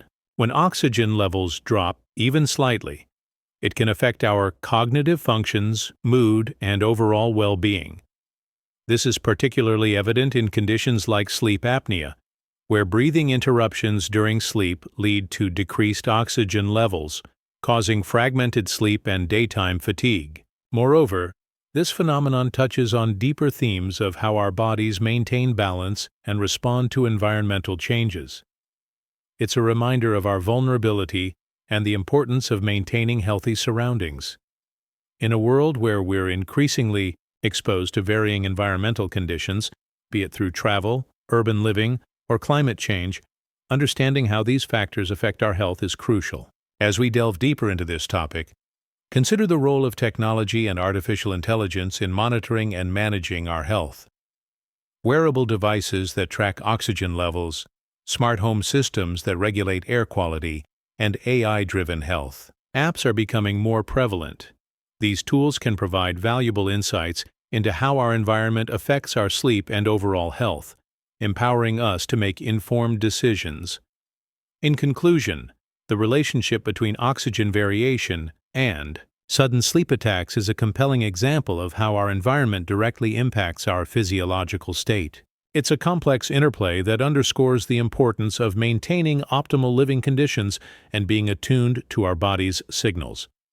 If you found this exploration insightful, please like, subscribe, and share your thoughts in the comments. Your engagement helps us delve deeper into such intriguing topics, fostering a community of curious minds eager to understand the nuances of human health and behavior. Dream erasure. Have you ever woken up after a vivid dream only to find the memory slipping away like sand through your fingers? One moment you recall every detail, the faces, the places, the emotions, and the next, it's gone, leaving you with a hollow sense of confusion.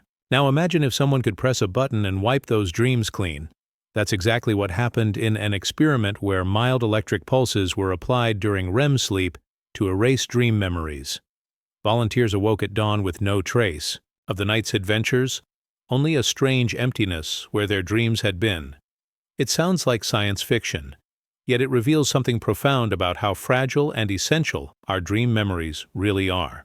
Have you ever had a dream vanish the moment you opened your eyes? Share where you're watching from and your experience in the comments below. In our everyday lives, memory feels solid. We study for exams and recall formulas. We remember birthdays and conversations, and we rely on those memories to guide us. But dream memories are different.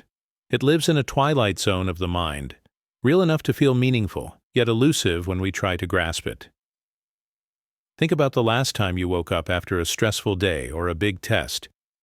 Your mind is already racing toward the tasks ahead, and the dream you had just moments ago fades, replaced by to-do lists and morning routines.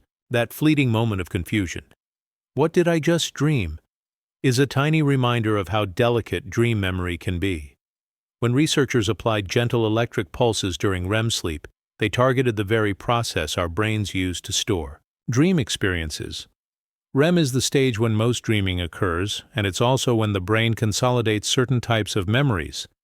By interrupting those signals with carefully timed pulses, the volunteers' brains never laid down the dream memory. They still experienced the dreams, but the next morning there was nothing to recall. It's like watching a movie but never having the film saved. You lived it, but you can't revisit it. This experiment highlights a fascinating paradox. We often think of forgetting as a flaw. Losing memories means losing part of our story. Yet, forgetting can also be a gift. Imagine waking each day without the weight of last night's nightmares or troubling dreams. For someone who suffers from recurring bad dreams, dream erasure could bring relief. But at the same time, dreams, even strange or frightening ones, can offer insights into our emotions, our fears, and our hidden thoughts. Erasing them wipes away not only the discomfort but also the opportunity to understand ourselves more deeply. In relationships, we sometimes wish we could forget harsh words or painful moments. Yet those memories shape how we grow, how we heal, and how we connect with others. Dreams work the same way. A troubling dream might feel unsettling, but it can also reveal stress we haven't faced in waking life. By erasing dream memory, we lose a window into our inner world. The very thing that can help us process emotions is the thing we might choose to wipe away. This paradox extends beyond dreams to how we think about memory in general. Our brains are constantly filtering what to keep and what to discard. We forget mundane details, what we had for lunch last Tuesday, so we can remember more important things. But who decides what's important? In this experiment, science decided. The electric pulses treated dream memories as expendable. Yet for the volunteers, those erased dreams left a gap, a sense of something missing. It shows that even memories we consider unimportant can hold value. On a deeper level, dream erasure speaks to how we shape our identity. We are the sum of our experiences, waking and dreaming alike. Each dream adds a brushstroke to the canvas of our psyche. Remove those strokes, and the picture changes. We become someone slightly different, someone with fewer colors in their inner world. It raises a question. If we could choose which memories to keep and which to erase, what would we lose along with the pain? This idea also connects to technology and AI. Just as electric pulses can erase dream data in our brains, digital systems can delete files, alter records, and rewrite histories. We trust these systems to manage information, but what happens when data disappears? In both cases, the absence can be as powerful as the presence. An empty file folder, like an empty dream diary, speaks volumes about what once was and what is gone. Mental health is another key theme. For some, dream erasure could be a tool to ease trauma, wiping away nightmares that haunt sleep, but it's not a cure-all. Trauma isn't stored only in dreams. It lives in neurons, in emotions, in the body. Erasing dream memory might offer temporary relief, but it doesn't address the root causes. True healing comes from confronting and integrating painful experiences, not simply erasing them. Before we dive deeper, let's connect. Have you ever had a dream that you wish you could forget, or one you desperately wanted to remember? Type Dream Keeper or Dream Wiper in the comments and tell us where you are. If you're intrigued by the idea of dream erasure, please like, subscribe, and hit the bell so you won't miss our next exploration of sleep's mysteries. As we journey forward, remember this: dreams may seem like fleeting illusions, but they're part of what makes us human. The power to erase them is real, yet the choice to remember, or forget, carries deeper consequences than we might expect. Sleep well and dream on. Isolation chamber. Imagine spending weeks in a room where silence is absolute. No voices, no music, not even the hum of distant traffic. The lights stay dim, the walls are bare, and no one speaks to you. At first it might feel peaceful, but as the days pass, something strange begins to happen. Your sleep becomes unpredictable. You wake up unsure of the time. Dreams blur with reality. And when you finally do sleep, it's not restful. It's unsettling. This is the experience of people placed in isolation chambers where the lack of human contact and sensory input can deeply affect the mind and body. Have you ever felt disoriented after spending too much time alone or in a quiet place? Maybe during a long power outage or while recovering from an illness at home? Share your experiences in the comments and let us know where you're watching from. Your stories help us understand how common and impactful these feelings can be. In our daily lives, we rely on cues to structure our time. Sunlight, conversations, meals. These cues help regulate our internal clock, known as the circadian rhythm, which tells us when to sleep and wake. But in an isolation chamber, these cues are missing. Without them, our internal clock can drift, leading to irregular sleep patterns. People might sleep for long stretches during the day and stay awake at night, or they might nap frequently without ever feeling truly rested. This disruption isn't just about sleep. It affects our mental state, too.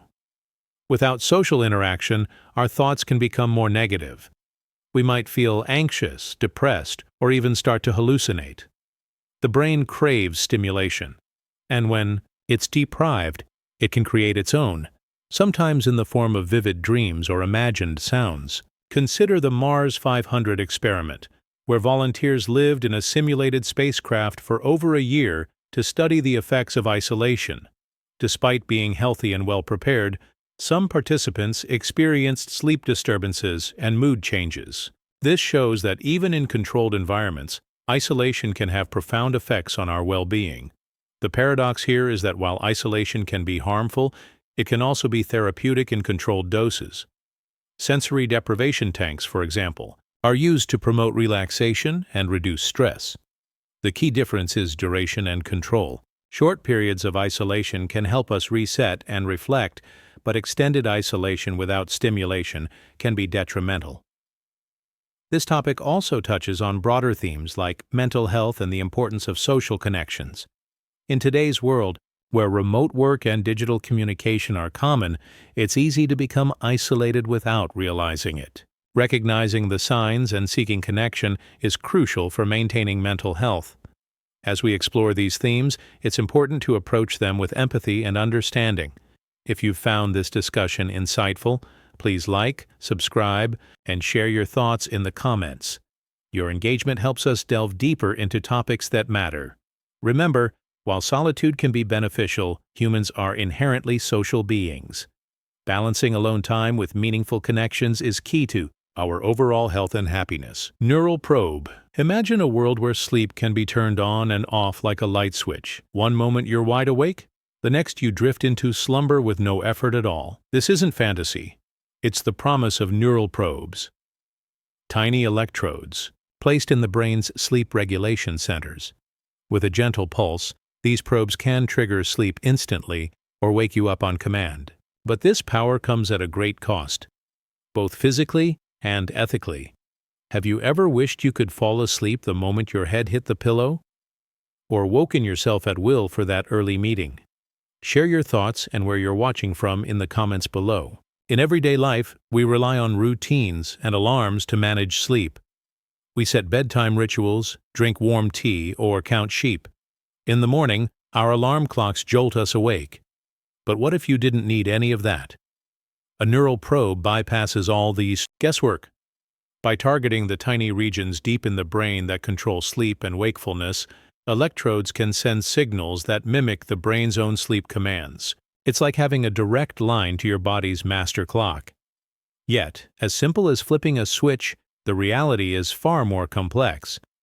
Consider the student cramming for exams. They rely on coffee and late-night study sessions, fighting fatigue, until the test is done. With a neural probe, they could summon alertness at will and then summon sleep the moment the exam ends. It solves the problem of sleep deprivation, but at what price? Implanting electrodes in the brain is an invasive procedure. There are risks of infection, bleeding, and long-term damage. The promise of perfect sleep control clashes with the danger of tampering with the most delicate organ in our body. In relationships, too, we juggle sleep around shared schedules. One partner is an early bird, the other a night owl. We compromise, shifting bedtime rituals and adjusting alarms. A neural probe could erase those conflicts, each person controlling their own sleep independently. But again, the simplicity masks a deeper issue. What happens when we outsource such a basic human function to a machine? We risk losing touch with our body's natural rhythms, the subtle signals of tiredness and rest that connect us to ourselves and each other. This paradox, effortless control versus loss of natural balance, echoes larger themes about technology and the human body. We live in an age where devices track our steps, monitor our heart rate, and even predict our mood. Neural probes represent the next frontier. Direct intervention. It raises questions about free will and identity. If a device can decide when you sleep or wake, who is really in control? The lines between human choice and machine command begin to blur. Language itself reflects our struggle with sleep. We talk about catching some rest, fighting fatigue, or battling insomnia. These phrases imply effort, even conflict. A neural probe removes the struggle, replacing it with mechanical precision, but at the same time, it removes an essential part of what it means to be human, the experience of drifting into dreams, the gentle surrender to rest. Sleep isn't just a biological need, it's a psychological journey, full of transitions and thresholds. Erasing those transitions risks turning a rich internal experience into a mere function. Mental health adds another layer to this story. Sleep disorders like insomnia and narcolepsy can devastate lives. For sufferers, the ability to control sleep could be miraculous. But mental health is intertwined with sleep in complex ways. Dreams process emotions. Slow transitions into sleep help us release stress. Instant on-off sleep might solve timing issues, but could disrupt the deeper restorative functions of natural sleep cycles. We might wake refreshed, but emotionally unprepared for the day. Even AI offers a mirror to this paradox. Machine learning models can optimize tasks with precision, but they lack the messy human experience of fatigue, dreams, and rest. When we use AI to manage our sleep, we gain efficiency but lose nuance. Neural probes are like implanting an AI directly in our brains, efficient, powerful, but potentially hollowing out the lived experience. Before we explore the implications further, let's hear from you. Would you trade the natural rhythm of sleep for perfect control?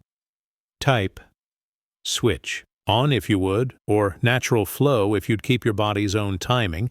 Don't forget to like, subscribe, and click the bell to join our community as we dive deeper into the mysteries of sleep and technology. Neural probes promise a future where sleep is a choice, a button pressed away. But as we stand on this threshold, we must ask, is perfect control worth the cost of our natural human experience? Sleep well and stay curious. Sleep compression. Imagine if your body could rest deeply in just a few minutes, as if pressing a fast-forward button on sleep. This concept, known as sleep compression, involves condensing rest into shorter, high-intensity periods, allowing the body to achieve restorative sleep more efficiently. While it may sound like science fiction, sleep compression is a real technique explored in behavioral therapy to improve sleep quality. Have you ever experienced a brief nap that left you feeling surprisingly refreshed? Or perhaps you've had a full night's sleep that still left you tired? Share your experiences in the comments below and let us know where you're tuning in from. Your insights help us understand the diverse ways sleep affects our lives. Sleep compression is a behavioral therapy technique aimed at enhancing sleep efficiency by reducing the time spent in bed awake. Unlike sleep restriction therapy, which limits total time in bed, sleep compression gradually adjusts sleep duration to align better with actual sleep patterns, promoting deeper, more restorative sleep. In practical terms, this means setting a strict sleep schedule that initially allows for less time in bed, thereby increasing the body's drive to sleep during those periods. Over time, as sleep becomes more consolidated, the allotted time in bed can be gradually increased, leading to improved sleep quality and efficiency. Consider the example of a student preparing for exams. By adhering to a sleep compression schedule, they might find that shorter, more focused sleep periods help them feel more rested and alert, enhancing their study sessions. Similarly, shift workers with irregular schedules might benefit from compressed sleep to maintain alertness during unconventional hours. However, it's important to note that while sleep compression can be beneficial for some, it may not be suitable for everyone. Individuals with certain health conditions, or those requiring longer sleep durations, should consult healthcare professionals before attempting such techniques.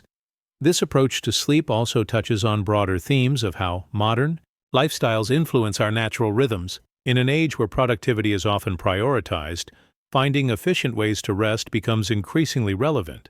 Yet, it's crucial to balance efficiency with the body's inherent need for restorative sleep.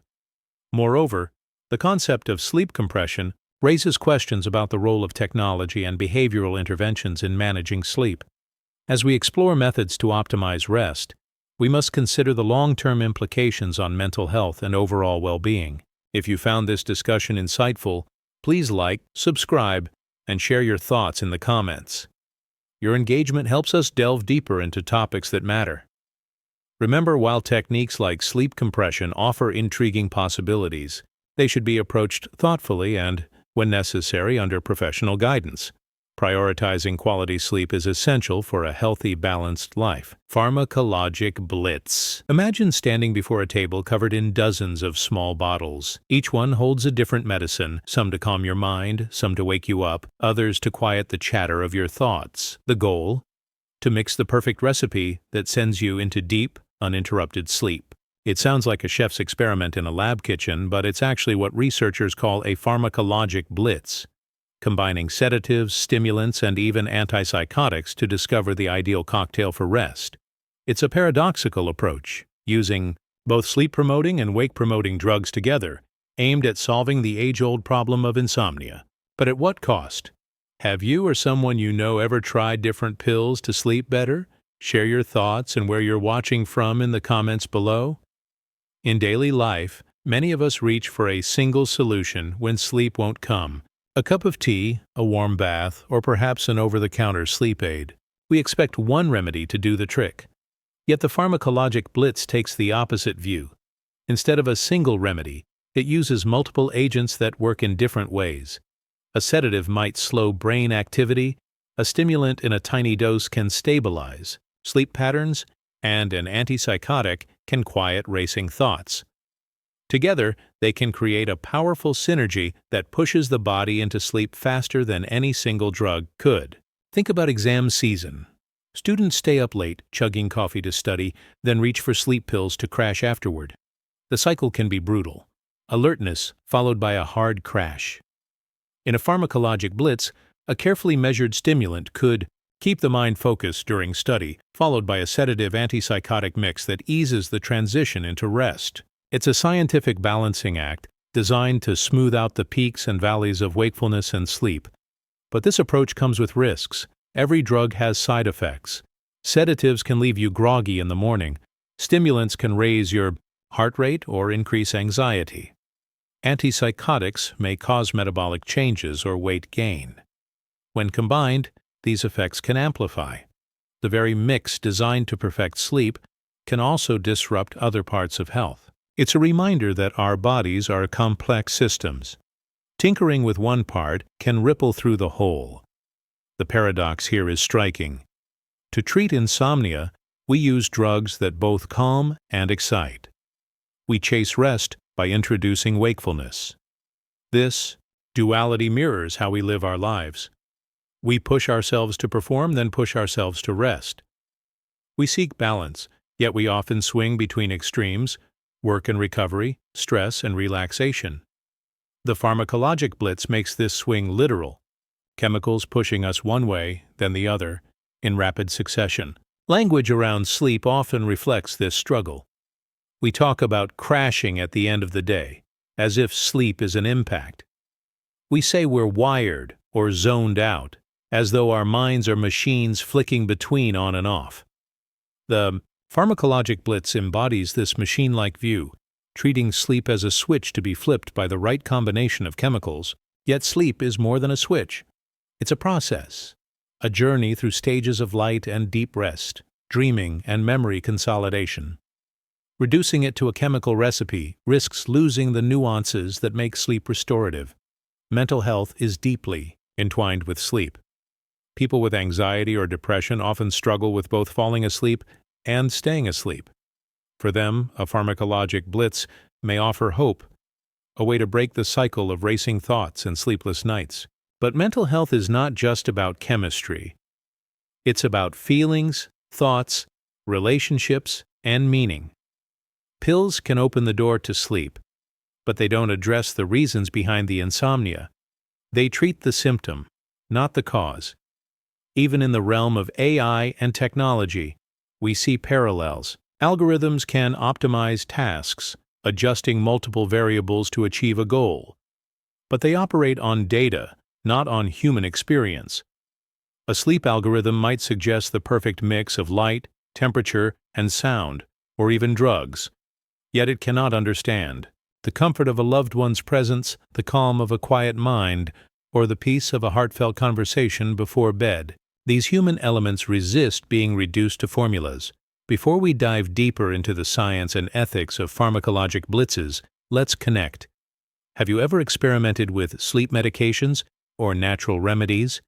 Did you find a single solution or a combination that worked? Type single shot if one remedy did the trick, or mixed bag if you tried multiple. Don't forget to like, subscribe, and click the bell so you won't miss our next deep dive into the mysteries of sleep. The quest for perfect sleep has driven us to explore everything from herbal teas to high-tech gadgets. The Pharmacologic Blitz represents the frontier where chemistry meets rest. It holds promise, but also caution. As we explore these complex mixes, we must remember that sleep is more than the absence of wakefulness. It's a vital living process woven into the fabric of our physical, mental, and emotional health. Use this knowledge wisely and sleep well. Magnetic pulses. Imagine lying down, eyes closed, as gentle pulses of magnetism pass through your scalp. No wires, no medications, just invisible waves nudging your brain towards sleep. This is the promise of transcranial magnetic stimulation, or TMS, a non-invasive technique that uses magnetic fields to influence brain activity. Originally developed for treating depression, TMS is now being explored as a potential aid for sleep disorders. Have you ever experienced a night where sleep seemed just out of reach despite feeling exhausted? Or perhaps you've tried various methods to improve your sleep without success? Share your experiences in the comments below and let us know where you're tuning in from. Your stories help us understand the diverse ways sleep affects our lives. TMS works by generating magnetic fields that create electrical currents in specific areas of the brain. These currents can modulate neuronal activity, potentially promoting relaxation and drowsiness. Some studies have shown that repetitive TMS RTMs can improve sleep parameters, such as sleep onset latency and total sleep time, in individuals with insomnia. However, results have been mixed, and more research is needed to fully understand its efficacy. Consider the example of someone dealing with chronic insomnia. Traditional treatments might include cognitive behavioral therapy or medication. But, for those seeking alternative options, TMS offers a drug-free approach that targets the brain's sleep-regulating areas directly. It's a fascinating intersection of technology and neuroscience aiming to restore natural sleep patterns. Yet, the experience of TMS can vary. While some individuals report feeling calm and sleepy after sessions, others may feel disoriented or experience no noticeable change. These differing responses highlight the complexity of the brain and the need for personalized approaches in sleep therapy. The exploration of TMS in sleep medicine also touches on broader themes. It challenges our understanding of consciousness, the mind-body connection, and the role of technology in healthcare. As we delve deeper into the brain's mysteries, techniques like TMS offer new avenues for enhancing well-being. If you found this discussion insightful, please like, subscribe, and share your thoughts in the comments. Your engagement helps us delve deeper into topics that matter. Remember, while TMS presents exciting possibilities, it's essential to approach it with informed caution. Consult with healthcare professionals to determine the best course of action for your sleep concerns. Prioritizing quality sleep is a cornerstone of overall health and well-being. Virtual slumber. Imagine stepping into a world of your own making, soft moonlight filtering through virtual trees, gentle waves lapping at an unseen shore, and a sky that shifts in soothing colors. You close your eyes, and when you open them, you're still in that peaceful scene, even as your real body lies on a simple mattress. This is the promise of virtual slumber. Immersive VR environments designed to lull you into sleep, tested as a possible replacement for a traditional bed. It sounds like a dream inside a dream, doesn't it? Yet researchers are exploring whether artificial worlds can guide our minds into rest as effectively as the comfort of pillows and blankets. Have you ever used VR or a guided meditation app to relax before bed? Share your experiences and where you're watching from in the comments below. In our daily lives, we often rely on rituals to prepare for sleep: a warm bath, soft music, or reading a book under a dim lamp. These cues tell our brain it's time to wind down. Virtual slumber takes those cues into a digital realm. By creating a controlled environment free from real-world distractions, no noise from traffic, no glow from smartphones, VR designers aim to craft the perfect setting for rest. The idea is simple. If your mind believes it's in a calm, safe place, your body may follow suit and drift off to sleep. Think about exam stress. Your room is cluttered with notes, your phone buzzes with messages, and your mind races with formulas. You try to relax but can't escape the chaos. Now imagine putting on a VR headset and finding yourself beside a tranquil lake at dusk. The air is still, the only sound is a soft breeze, and the horizon invites you to breathe slowly. In that moment, your brain can let go of exams, deadlines, and worries. You feel peace, and the next thing you know, you're asleep. That's the power of virtual slumber. But here's the paradox. While these digital worlds can feel incredibly real, our bodies remain in the physical world. The comfort of a mattress, the weight of a blanket, the temperature of the room, all still matter.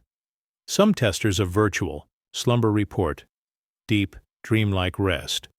Others find that without real warmth or the familiar scent of home, they wake feeling unsettled. The mind may believe it's in paradise, but the body can sense the gap between illusion and reality.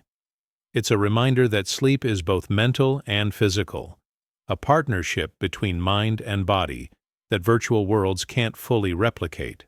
This concept touches on larger themes of how technology shapes our experiences. We use apps to track our steps, monitor our heart rate, and even guide our breathing. Virtual slumber pushes that boundary further. Can technology not only track, but also induce sleep? It raises questions about the role of artificial environments in our most personal moments. If we can fall asleep in a simulated forest, what does that say about our connection to the real world? Are we trading genuine experiences for crafted simulations?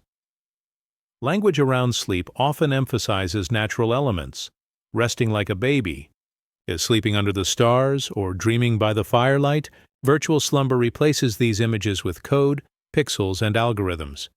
We talk about logging off at night or powering down our devices, using machine metaphors for human rest. Virtual slumber makes that metaphor literal. Our brains log into a virtual world to sleep. Yet sleep isn't just downtime for a machine. It's a living, breathing process that heals, restores, and integrates our experiences. Turning it into a digital session risks overlooking the organic rhythms that make sleep restorative. Mental health is another key piece. For people with insomnia, PTSD, or anxiety, real environments can feel threatening. Rooms that feel too small, beds that remind them of sleepless nights, silence that amplifies worries. Virtual slumber offers a safe space, one designed to comfort. It can serve as a therapeutic tool, a stepping stone to better rest. But it's not a complete solution. True healing often requires real-world changes, addressing stressors, building supportive relationships, and creating healthy routines. Virtual worlds can help us practice relaxation, but we still need to live in the real world we return to each morning. Even AI plays a role in virtual slumber. Intelligent systems can adapt to the environment in real time, softening sounds, shifting colors, or adjusting the pace of virtual waves based on your breathing or heart rate. It's a collaboration between human physiology and machine learning, each responding to the other. The result can be magical, a world that knows when you need calm and delivers it on demand. Yet it also prompts us to ask, how much should we rely on machines to care for our most basic needs? Before we explore these questions further, let's connect. Have you ever used VR, guided meditation, or soundscapes to fall asleep? Type Virtual Dreamer if you have, or Real Rest if you prefer traditional methods. Don't forget to like, subscribe, and hit the bell so you won't miss our next journey into the science and mystery of sleep. Virtual slumber shows us the potential and the limits of technology in our quest for rest. It offers new possibilities, but it also reminds us that sleep is an intricate dance between mind, body, and environment. As we step into these artificial worlds, let's carry the lessons back into our real lives, blending the best of both worlds for truly restorative sleep. Cloud seeding. Imagine taking a single breath and feeling your eyelids grow heavy before you even finish inhaling. You're sitting in a chair, relaxed, when a fine mist drifts through the air, harmless droplets no bigger than mist on a lake. Yet with each breath, you feel your mind soften, thoughts slow, and sleep gently tug at your awareness. This was the experience of participants in a cloud seeding sleep experiment. Tiny aerosol droplets carrying sleep-inducing compounds floated in the air, and some volunteers found themselves nodding off mid-breath. It sounds like a dream, yet it reveals something powerful about how closely our breathing and our rest are linked. Have you ever felt drowsy simply from the smell of something soothing, like lavender or fresh bread? Share your experiences and where you're watching from in the comments below. We often think of breathing as automatic. Air goes in, air goes out, and we barely notice. But breath is also one of our most direct pathways to the brain. Think of how a deep inhale can calm your nerves before an exam, or how a quick gasp of cold air can sharpen your focus on a winter morning. In cloud seeding, researchers took advantage of this connection. They released a fine spray of microscopic droplets containing mild sleep-promoting agents. As participants breathed normally, the compounds traveled directly into their lungs and then into their bloodstream, reaching the brain's sleep centers faster than a pill ever could. In everyday life, we use sense and breathing exercises to influence our state of mind. A whiff of coffee can wake us up. A few minutes of deep breathing can ease stress. Cloud seeding simply amplifies these effects, turning the air around you into a gentle lullaby. But here's the paradox. While the mist seemed benign, the results varied. Some volunteers drifted into a calm, dreamy sleep almost instantly. Others felt disoriented, as if their mind was caught between waking and sleeping.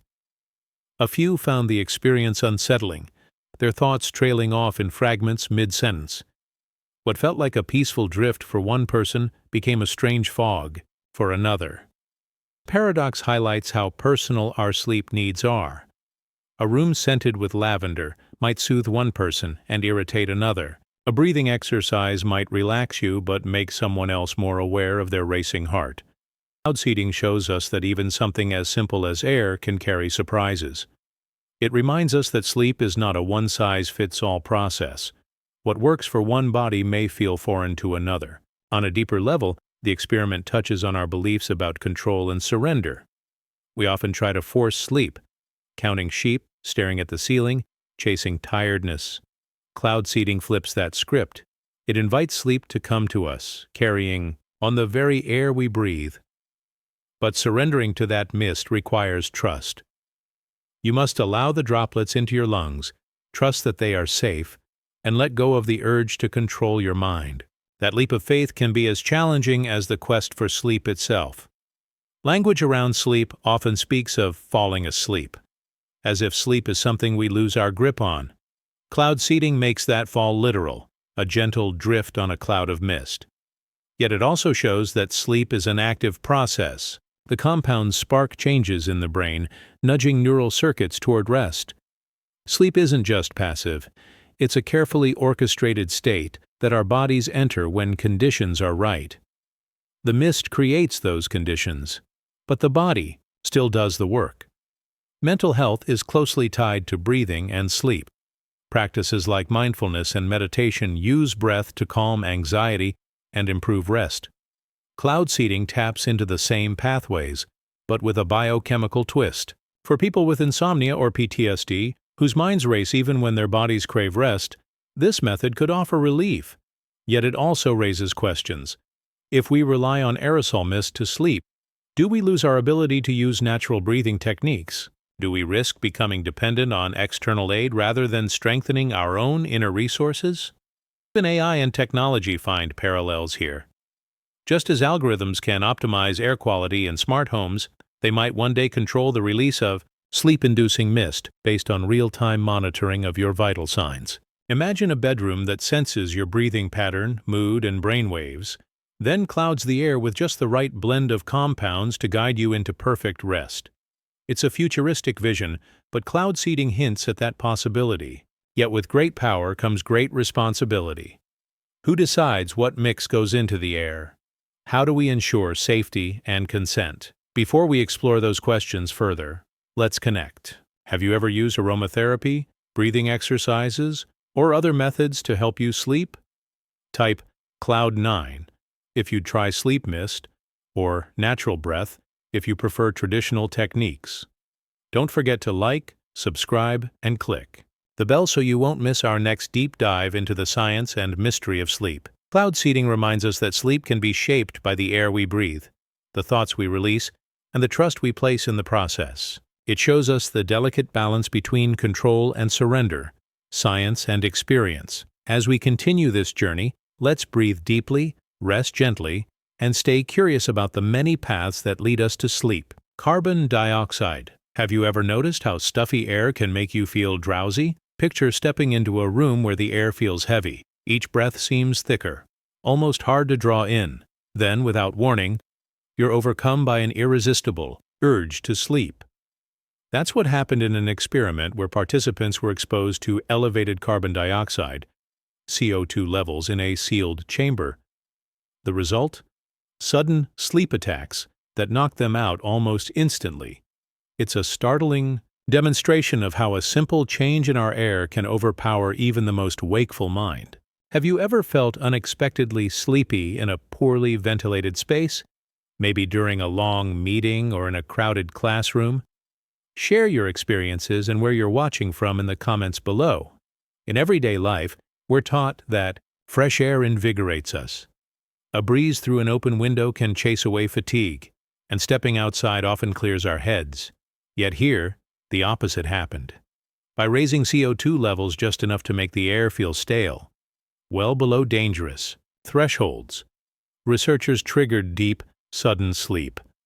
It's a reminder that our bodies are finely tuned to the balance of gases we breathe. Oxygen wakes us up. Carbon dioxide pushes us toward rest. Think about a long car ride with closed windows. You might feel sleepy after a while, even if you had coffee. The car's interior traps your breath. CO2 slowly rises, and before you know it, head nods become hard to resist. That same principle was at work in the chamber experiment, but in a more intense, controlled way. Participants went from alert to asleep in minutes, the air itself lulling them into unconsciousness. This paradox, air that should nourish us, instead of sending us to sleep, speaks to our deeper dependence on the environment. We often focus on food, water, and shelter, but the quality of our air is just as vital. When that air shifts even slightly, our bodies respond in powerful ways. It shows how fragile our state of wakefulness can be, and how quickly the line between alertness and sleep can blur. In relationships, too, we see parallels. A warm, cozy room can feel comforting, encouraging rest and closeness. But if it becomes too warm and stuffy, it can feel oppressive, making people irritable or drowsy. The same environment that once felt safe can turn stifling. Our perceptions shift with small changes, and so do our body's reactions. On a broader level, the CO2 sleep attacks highlight themes of control and vulnerability. We like to think we control our minds, choosing when to wake, when to rest. But here, the simple composition of air took that control away. It's a humbling reminder that some of the most basic aspects of our environment can override our intentions. We are, in many ways, passengers in our own bodies, subject to forces beyond our conscious will. Language around sleep often speaks of fighting tiredness or battling insomnia. We frame wakefulness as something to defend. But the CO2 experiment shows that sometimes sleep isn't something we fight. It's something that can be imposed. The air we breathe can become the aggressor, and our bodies the unwilling recipients. It reframes sleep from a personal challenge to a physiological response to our surroundings. Mental health is deeply tied to both air quality and sleep quality. Poor air can worsen anxiety, headaches, and cognitive function. Add sudden sleep attacks, and the mind can feel out of control. For someone with anxiety, the thought of falling asleep unexpectedly can be frightening. It underscores the importance of healthy environments for mental well-being. Good sleep depends not only on our minds, but on the air that sustains us. Even in the world of AI and smart homes, these lessons apply. We can program thermostats and lights, but air quality sensors are just as crucial. Future smart systems might monitor CO2 and adjust ventilation automatically, preventing drowsiness and maintaining alertness. Technology can help us guard against environmental shifts that our bodies might not predict. Before we dive deeper, let's hear from you. Have you ever fought sudden drowsiness in a stuffy room or a crowded space? Type fresh air if you open a window, or power nap if you give in to sleep. Don't forget to like, subscribe, and click the bell to join our community as we explore the hidden forces that shape our rest. The carbon dioxide sleep attacks remind us that sleep isn't just a matter of willpower or routine. It's a dance with the air around us, a partnership we often take for granted. As we continue our journey into the science of sleep, let's remember to breathe deeply and wisely. Electrical induction. Imagine lying in bed, eyes closed, yet your mind refuses to quiet down.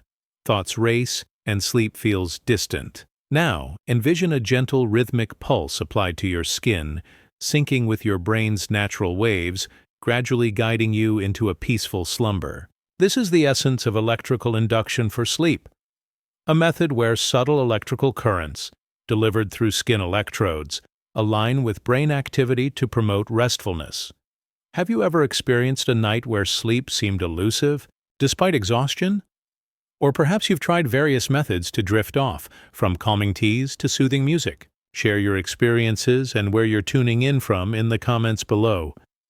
In our daily lives, we often seek ways to enhance sleep quality, whether it's adjusting room temperature, minimizing screen time before bed, or practicing relaxation techniques. The quest for restful sleep is universal. Electrical induction offers a novel approach by directly interacting with our brain's rhythms. By delivering microcurrents that mirror the brain's natural frequencies, this technique encourages the transition from wakefulness to sleep. Consider moments when you felt drowsy during a monotonous lecture or while listening to calming music. These experiences highlight how external stimuli can influence our mental state. Similarly, electrical induction leverages gentle stimulation to foster a conducive environment for sleep. This method underscores the intricate relationship between our physiological processes and external interventions. It challenges the notion that sleep is solely a passive state, suggesting instead that with the right cues, we can actively facilitate our journey into rest. Moreover, the concept of aligning external stimuli with internal rhythms touches upon broader themes of harmony and balance in our lives. Just as we seek equilibrium in our daily routines, aligning our brain's activity with supportive interventions can enhance our overall well-being. Mental health and sleep are deeply intertwined. Quality rest can improve mood, cognitive function, and resilience. Techniques like electrical induction, which aim to enhance sleep, may also contribute positively to mental health by providing more consistent and restorative rest. As technology advances, the integration of such methods into everyday life becomes more feasible. Wearable devices and smart home systems might soon offer personalized sleep support, adapting to individual needs and preferences. We'd love to hear from you. Have you tried any techniques or devices to improve your sleep? Type restful nights if you've found methods that work for you, or still searching if you're exploring options. Don't forget to like, subscribe, and click the bell to stay updated on our explorations into the science of sleep. Electrical induction represents a fascinating intersection of technology and biology, offering new avenues to enhance our nightly rest. As we continue to explore and understand these methods, we move closer to achieving the restorative sleep that is essential for our health and vitality. Feedback loop. Have you ever wished your brain would reward you for drifting off to sleep instead of nagging you to stay awake? Imagine a system that watches your brain in real time and gives you a gentle reward when your mind enters sleep patterns, then withholds that reward when you start to wake up. It sounds like training a pet, yet it's exactly what researchers tried in a feedback loop experiment. Volunteers wore brain monitors that detected the telltale rhythms of drowsiness. Each time their brain waves matched the signature of early sleep, they received a small positive stimulus. If they slipped back toward wakefulness, the stimulus stopped. The result?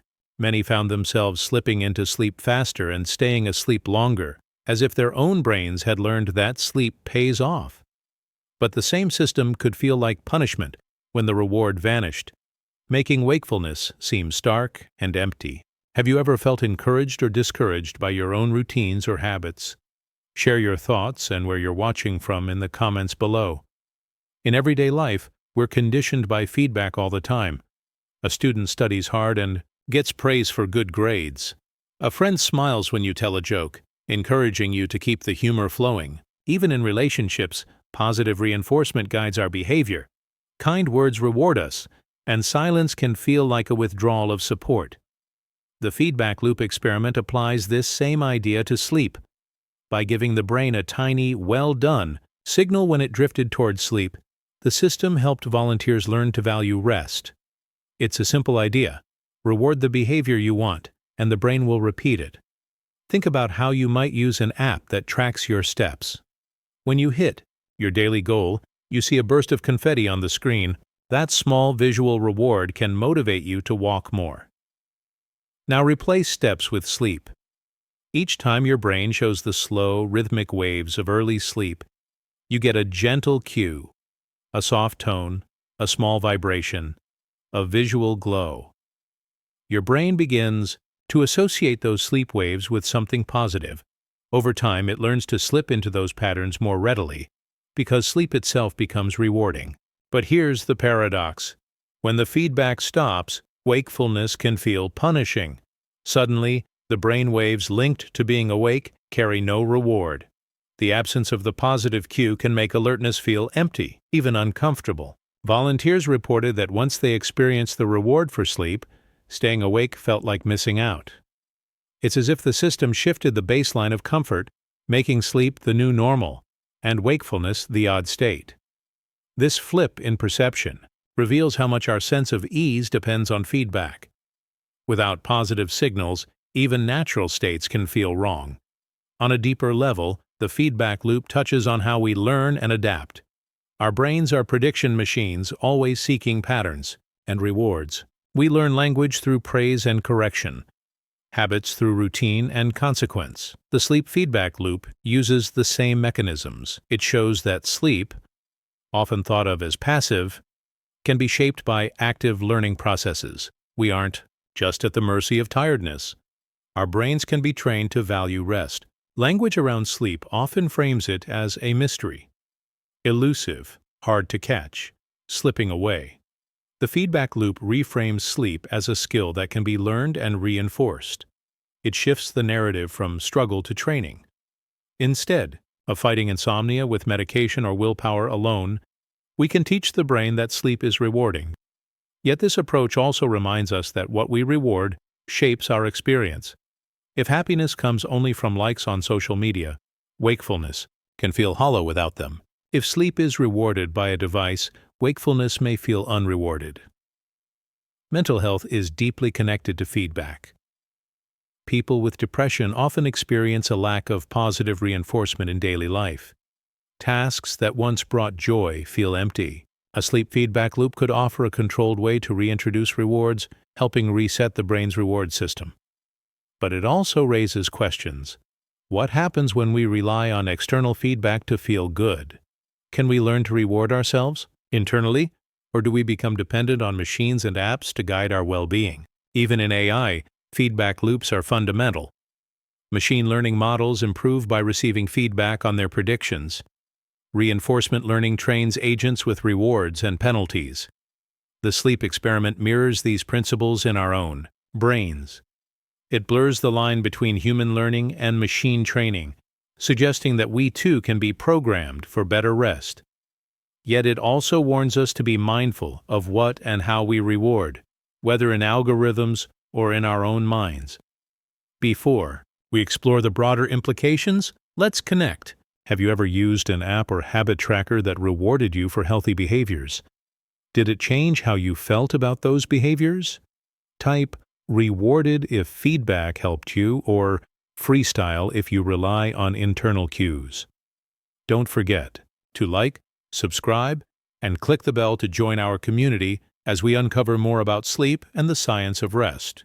The feedback loop experiment shows that sleep can be more than a passive state. It can be shaped by rewards, learned like any other skill. As we continue to explore these techniques, let's remember that the most powerful feedback often comes from within, the gentle sense of well-being that arises when mind and body truly rest.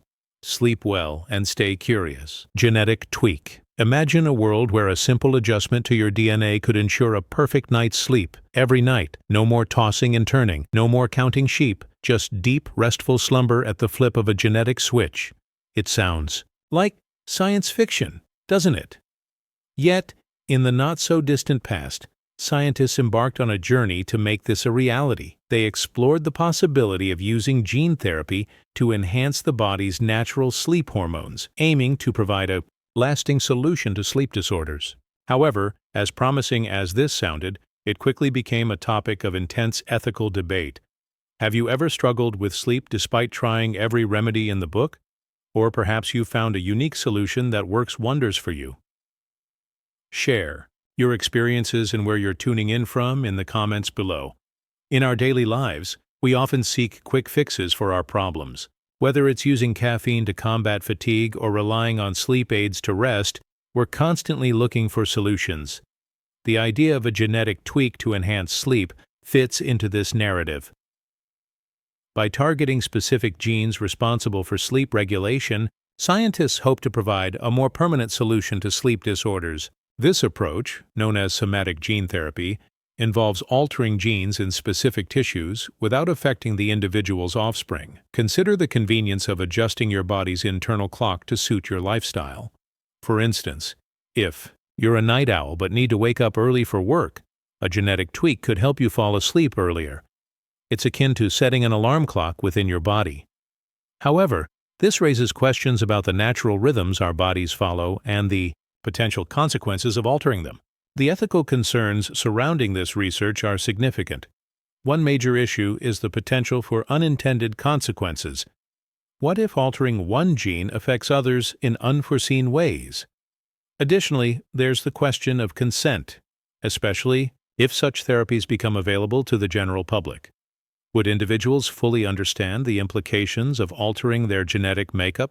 Moreover, there's the fear of creating a divide between those who can afford such treatments and those who cannot, leading to a new form of inequality. These concerns aren't just theoretical. In the past, gene therapy trials have faced significant setbacks. For example, the tragic case of Jesse Gelsinger, who died during a gene therapy trial, highlighted the potential risks involved and the importance of thorough ethical oversight. Such incidents have led to increased scrutiny of gene therapy research and a call for more stringent ethical guidelines. Furthermore, the line between therapy and enhancement becomes blurred in this context. While the initial goal might be to treat sleep disorders, the same technology could be used to enhance sleep in healthy individuals, raising questions about the appropriate use of such interventions. Mental health is another area deeply intertwined with sleep. Poor sleep can exacerbate conditions like depression and anxiety, and vice versa. Therefore, any intervention that affects sleep could have broader implications for an individual's mental well-being. It's crucial to consider these factors when evaluating the potential benefits and risks of genetic interventions for sleep. As technology advances, the possibility of using gene therapy to enhance sleep becomes more feasible. However, it's essential to approach this with caution, ensuring that ethical considerations keep pace with scientific developments. Public engagement and transparent discussions are vital to navigate the complex landscape of genetic interventions. We'd love to hear your thoughts on this topic. Do you believe genetic interventions for sleep are a step in the right direction, or do they raise more concerns than they solve? Type "innovate" if you're excited about the possibilities, or "cautious" if you have reservations. Don't forget to like, subscribe, and click the bell to stay updated on our explorations into the science of sleep. In conclusion, the idea of tweaking our genes to achieve better sleep is both fascinating and fraught with ethical complexities. As we continue to explore these frontiers, it's imperative to balance scientific innovation with thoughtful consideration of the broader implications for individuals and society as a whole. Brain lesion. Imagine waking from a routine surgery only to discover that you can no longer sleep. The operation was meant to relieve pain in one part of your brain, but by accident, the surgeon damaged a tiny region that controls rest. Suddenly, nights become endless stretches of wakefulness. This is what happened in a controversial case where accidental brain lesions revealed key sleep centers and sparked an ethical firestorm. It's a dramatic story of discovery born from a mistake, and it forces us to ask, what happens when science learns from human error? Have you ever been jolted awake in the middle of the night and wondered why your body refuses to rest? Maybe you've lain in bed, eyes wide open, heart racing with thoughts. Share your experiences in the comments and let us know where you're watching from. Your stories remind us how universal and fragile sleep can be. In everyday life, our sleep seems simple. Night falls. We feel tired. We drift off. But the brain's control of sleep is a delicate orchestra of signals and centers, working in harmony. When one small note is damaged, the entire symphony can fall silent. In this surgical case, The lesion was unintentional. The surgeon aimed for a different target, yet the collateral damage struck the region later understood to be essential for initiating sleep. The patient didn't just lose dreams, they lost the ability to ever enter sleep. It was a tragic outcome, but it also offered scientists a rare window into the brain's sleep machinery. Consider how you feel when your routine is disrupted, say by jet lag or a shift change at work. Your internal clock is thrown off, and sleep becomes erratic. Now imagine a disruption so profound that the clock stops entirely. You can follow every tip, dark room, cool temperature, breathing exercises, and still, sleep will not come. That was the reality for this patient. Doctors tried every therapy, from medications to behavioral techniques, but without the critical sleep center, the body could not obey. This paradox, learning about sleep by studying its loss, raises deep ethical questions. Science advances through observation and experiment, yet at what cost? The patient's suffering was real. Their life became a series of sleepless nights, impaired health, and constant fatigue. Researchers gained insight into the location and function of sleep centers, but the knowledge came from human harm. It's a stark reminder that scientific discovery can sometimes emerge from tragedy, and we must weigh the pursuit of knowledge against the value of individual well-being. Language around sleep often speaks of losing sleep or sleep slipping away, as if rest is something we can't hold on to. In this case, sleep literally slipped away forever. The lesion turned a natural process into an impossible dream. It shows how much we take for granted, the effortless drift into slumber that most of us experience dozens of times each week. Mental health weaves into this story too. Chronic insomnia can lead to anxiety, depression, and cognitive decline. For the patient with the lesion, every waking hour became a struggle. They faced not only the physical toll of no sleep, but the emotional weight of endless wakefulness. Their world became a blur of fatigue and frustration, highlighting how essential sleep is to mental and emotional balance. Even AI research echoes this theme. Scientists study failures in machine learning to improve algorithms. When an AI misclassified an image, researchers learn where it went wrong. But with humans, the stakes are higher. When we learn from human error or harm, we must tread carefully, ensuring that ethics guide our discoveries. The brain lesion case reminds us that insights gained from suffering demand responsible reflection. Before we dive deeper, let's connect. Have you ever experienced a night you simply couldn't sleep, no matter what you tried? Type wide awake if you have, or dreamland if sleep usually comes easily. Don't forget to like, subscribe, and click the bell so you won't miss our next exploration of sleep's mysteries. The accidental lesion revealed critical sleep centers, but at a high human cost. As we explore the science of sleep, we must remember the fragile humanity at its core. Our quest for knowledge is vital, but it must always be balanced with compassion and respect for the individuals behind each discovery. Sleep well and take care of your mind, for it holds the keys to our dreams. Drug cocktail. Imagine lying in bed, desperate for sleep, and swallowing a handful of pills, some meant to block allergies, others to dull pain, and a few drawn from plants used in folk medicine. You close your eyes, hoping for rest. But instead, your heart races, your mind fogs, or you wake later feeling more broken than before. This was the reality for volunteers given an unusual mix of antihistamines, opioids, and botanical extracts in a last-ditch effort to induce sleep. Sometimes the cocktail worked, bringing a deep, dreamless slumber. More often, it backfired, leaving people confused, ill, or worse. It's a paradox of modern sleep science. The very drugs meant to heal can become agents of harm when combined, without care. Have you ever tried an over-the-counter remedy for a sleepless night? Maybe a nighttime cold medicine or an herbal supplement? Share where you're watching from and your experiences in the comments below. Your stories remind us how common the search for sleep relief has become, and how easily good intentions can go awry. In everyday life, we reach for simple cures. A sniffle calls for an antihistamine. Pain sends us to opioids or painkillers. Anxiety drives us toward calming teas or supplements. Each of these remedies can help in the right dose. Antihistamines can make you drowsy. Opioids can dull discomfort. Plant extracts like valerian or chamomile can soothe the mind, but mix them together and the effects become unpredictable. Antihistamines may amplify the sedation of opioids, leading to dangerous breathing slowdowns. Plant extracts can interfere with drug metabolism, causing levels of medication in the blood to spike or plummet. What seemed like a creative solution to sleeplessness can quickly become a recipe for toxicity. Consider the student pulling an all-nighter for exams. They pop an antihistamine to calm a runny nose, a painkiller for a headache, and a herbal pill promising restful sleep. At first, the combination seems miraculous. Sleep arrives in minutes. But the next morning, grogginess lingers. The headache returns stronger. Heartbeat feels irregular. The student wonders, was it worth it? The exam fatigue remains, and now there's a new layer of side effects to manage. In relationships, we see similar patterns.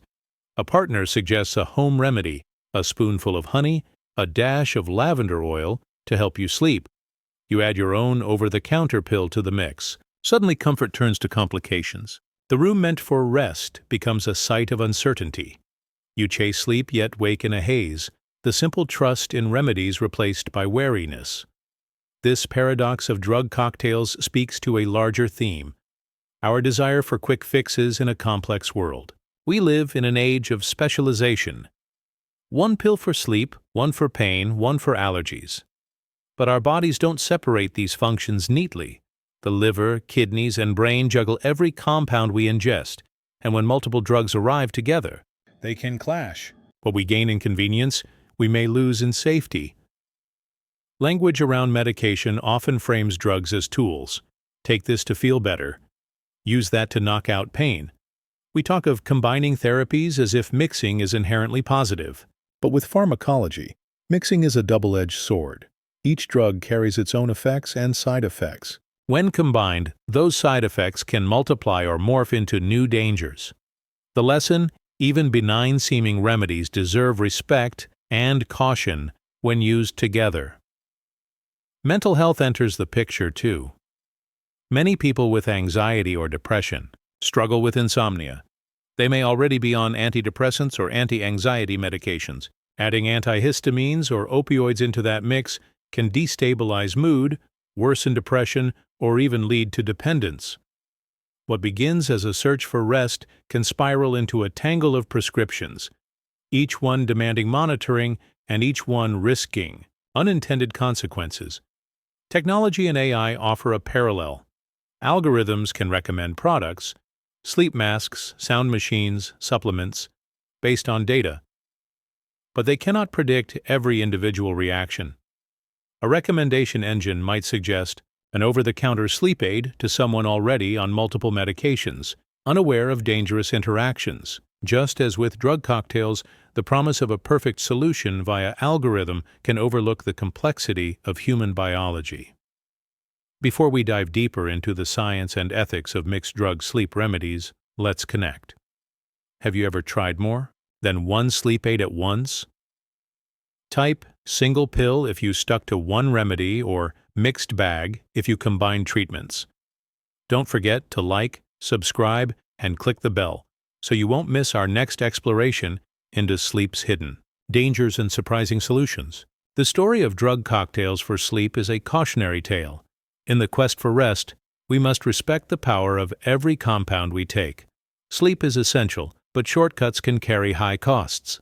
As we continue our journey into the mysteries of rest, let's balance curiosity with care, seeking solutions that heal, not harm. Sleep well and stay safe. Sleep fragmentation. Imagine this: you are lying in bed, eyes closed, drifting into sleep. Just as your mind begins to wander into dreams, an alarm buzzes. You silence it, try to relax again, and just as sleep returns, the alarm sounds once more. This cycle repeats every 5 minutes throughout the night. It sounds like a form of torture, doesn't it? Yet, in the pursuit of understanding sleep, researchers have subjected volunteers to this exact scenario. The goal? To study how fragmented, Sleep, interrupted by frequent awakenings, affects our rest and overall well-being. Have you ever experienced a night where sleep felt elusive, constantly interrupted by noises, thoughts, or discomfort? Perhaps you've had to wake up repeatedly to care for a child, deal with a pet, or manage a health condition. Share your experiences in the comments below and let us know where you're watching from. Your stories help build a community of understanding around the complexities of sleep.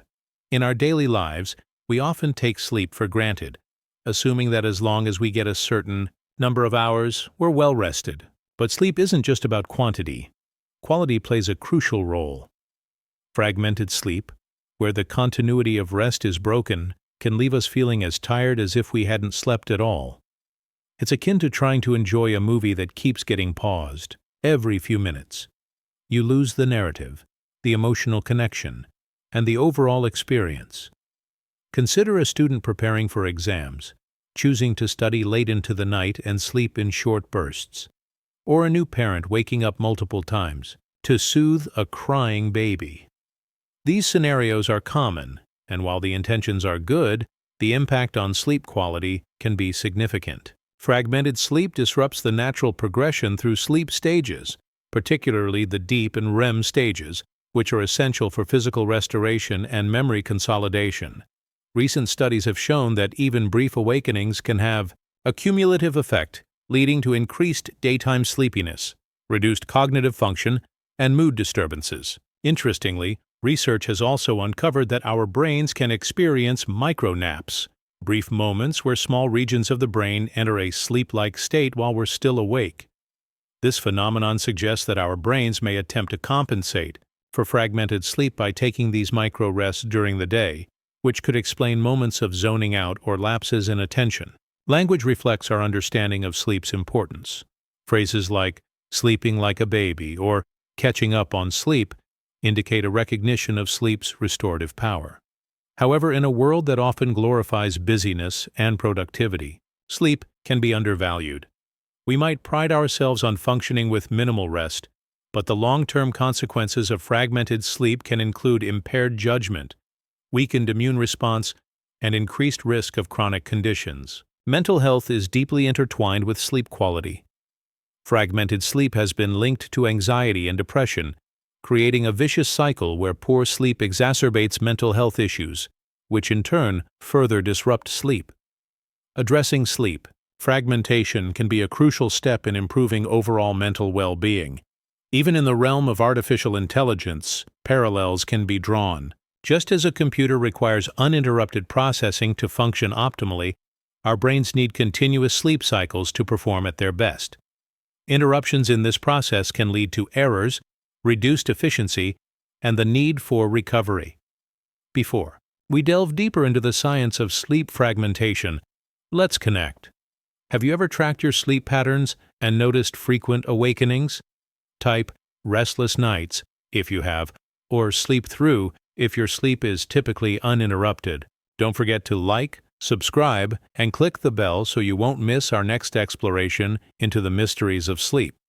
Understanding sleep fragmentation is essential in our quest for better health and well-being. By recognizing the importance of uninterrupted sleep and the potential consequences of its disruption, we can take steps to prioritize rest in our lives. Whether it's establishing a consistent bedtime routine, creating a sleep-conducive environment, or seeking professional help for sleep disorders, every effort counts. Sleep well and take care of your mind and body. They deserve it. Memory replay. Have you ever found yourself lulled to sleep by the gentle hum of your own daily routine? Your morning alarm, the click of your keyboard, the soft murmur of conversation in your home? What if you could capture those familiar sounds and play them back through headphones at night, hoping they would guide you into slumber? In a curious experiment called memory replay, researchers did just that. Volunteers spent a day wearing microphones that recorded snippets of their normal activities, making coffee, walking down the hall, typing an email. That evening, those same sounds were quietly piped back to them as they lay in bed, creating an audio loop of their own lives. The idea was simple. Familiarity breeds comfort, and comfort might just spark sleep.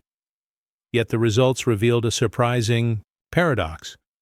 While some drifted off easily, others found the replay unsettling, as if the echoes of their day kept their minds too alert to rest. Think about how certain sounds can feel like home. The distant rumble of rain, the rhythm of a ceiling fan, the low buzz of a refrigerator. These background noises can be soothing because they are predictable. They tell us that all is well. In the memory replay experiment, volunteers heard the exact sounds they associated with safety and routine. For some, this created a cocoon of familiarity, gently ushering them into sleep. Their brains recognized the patterns and relaxed, much like a child soothed by a parent's lullaby. But familiarity can cut both ways. For other participants, hearing their own footsteps or keyboard clicks in the stillness of night felt uncanny, like watching a movie of their life from the outside. The brain, tuned to expect these sounds during the day, was jarred by their presence at night. Instead of signaling safety, the replay triggered alertness. Why am I hearing that now? Is something wrong? Their minds shifted into monitoring mode, waiting for the next sound, and sleep stayed out of reach. We've all experienced something similar.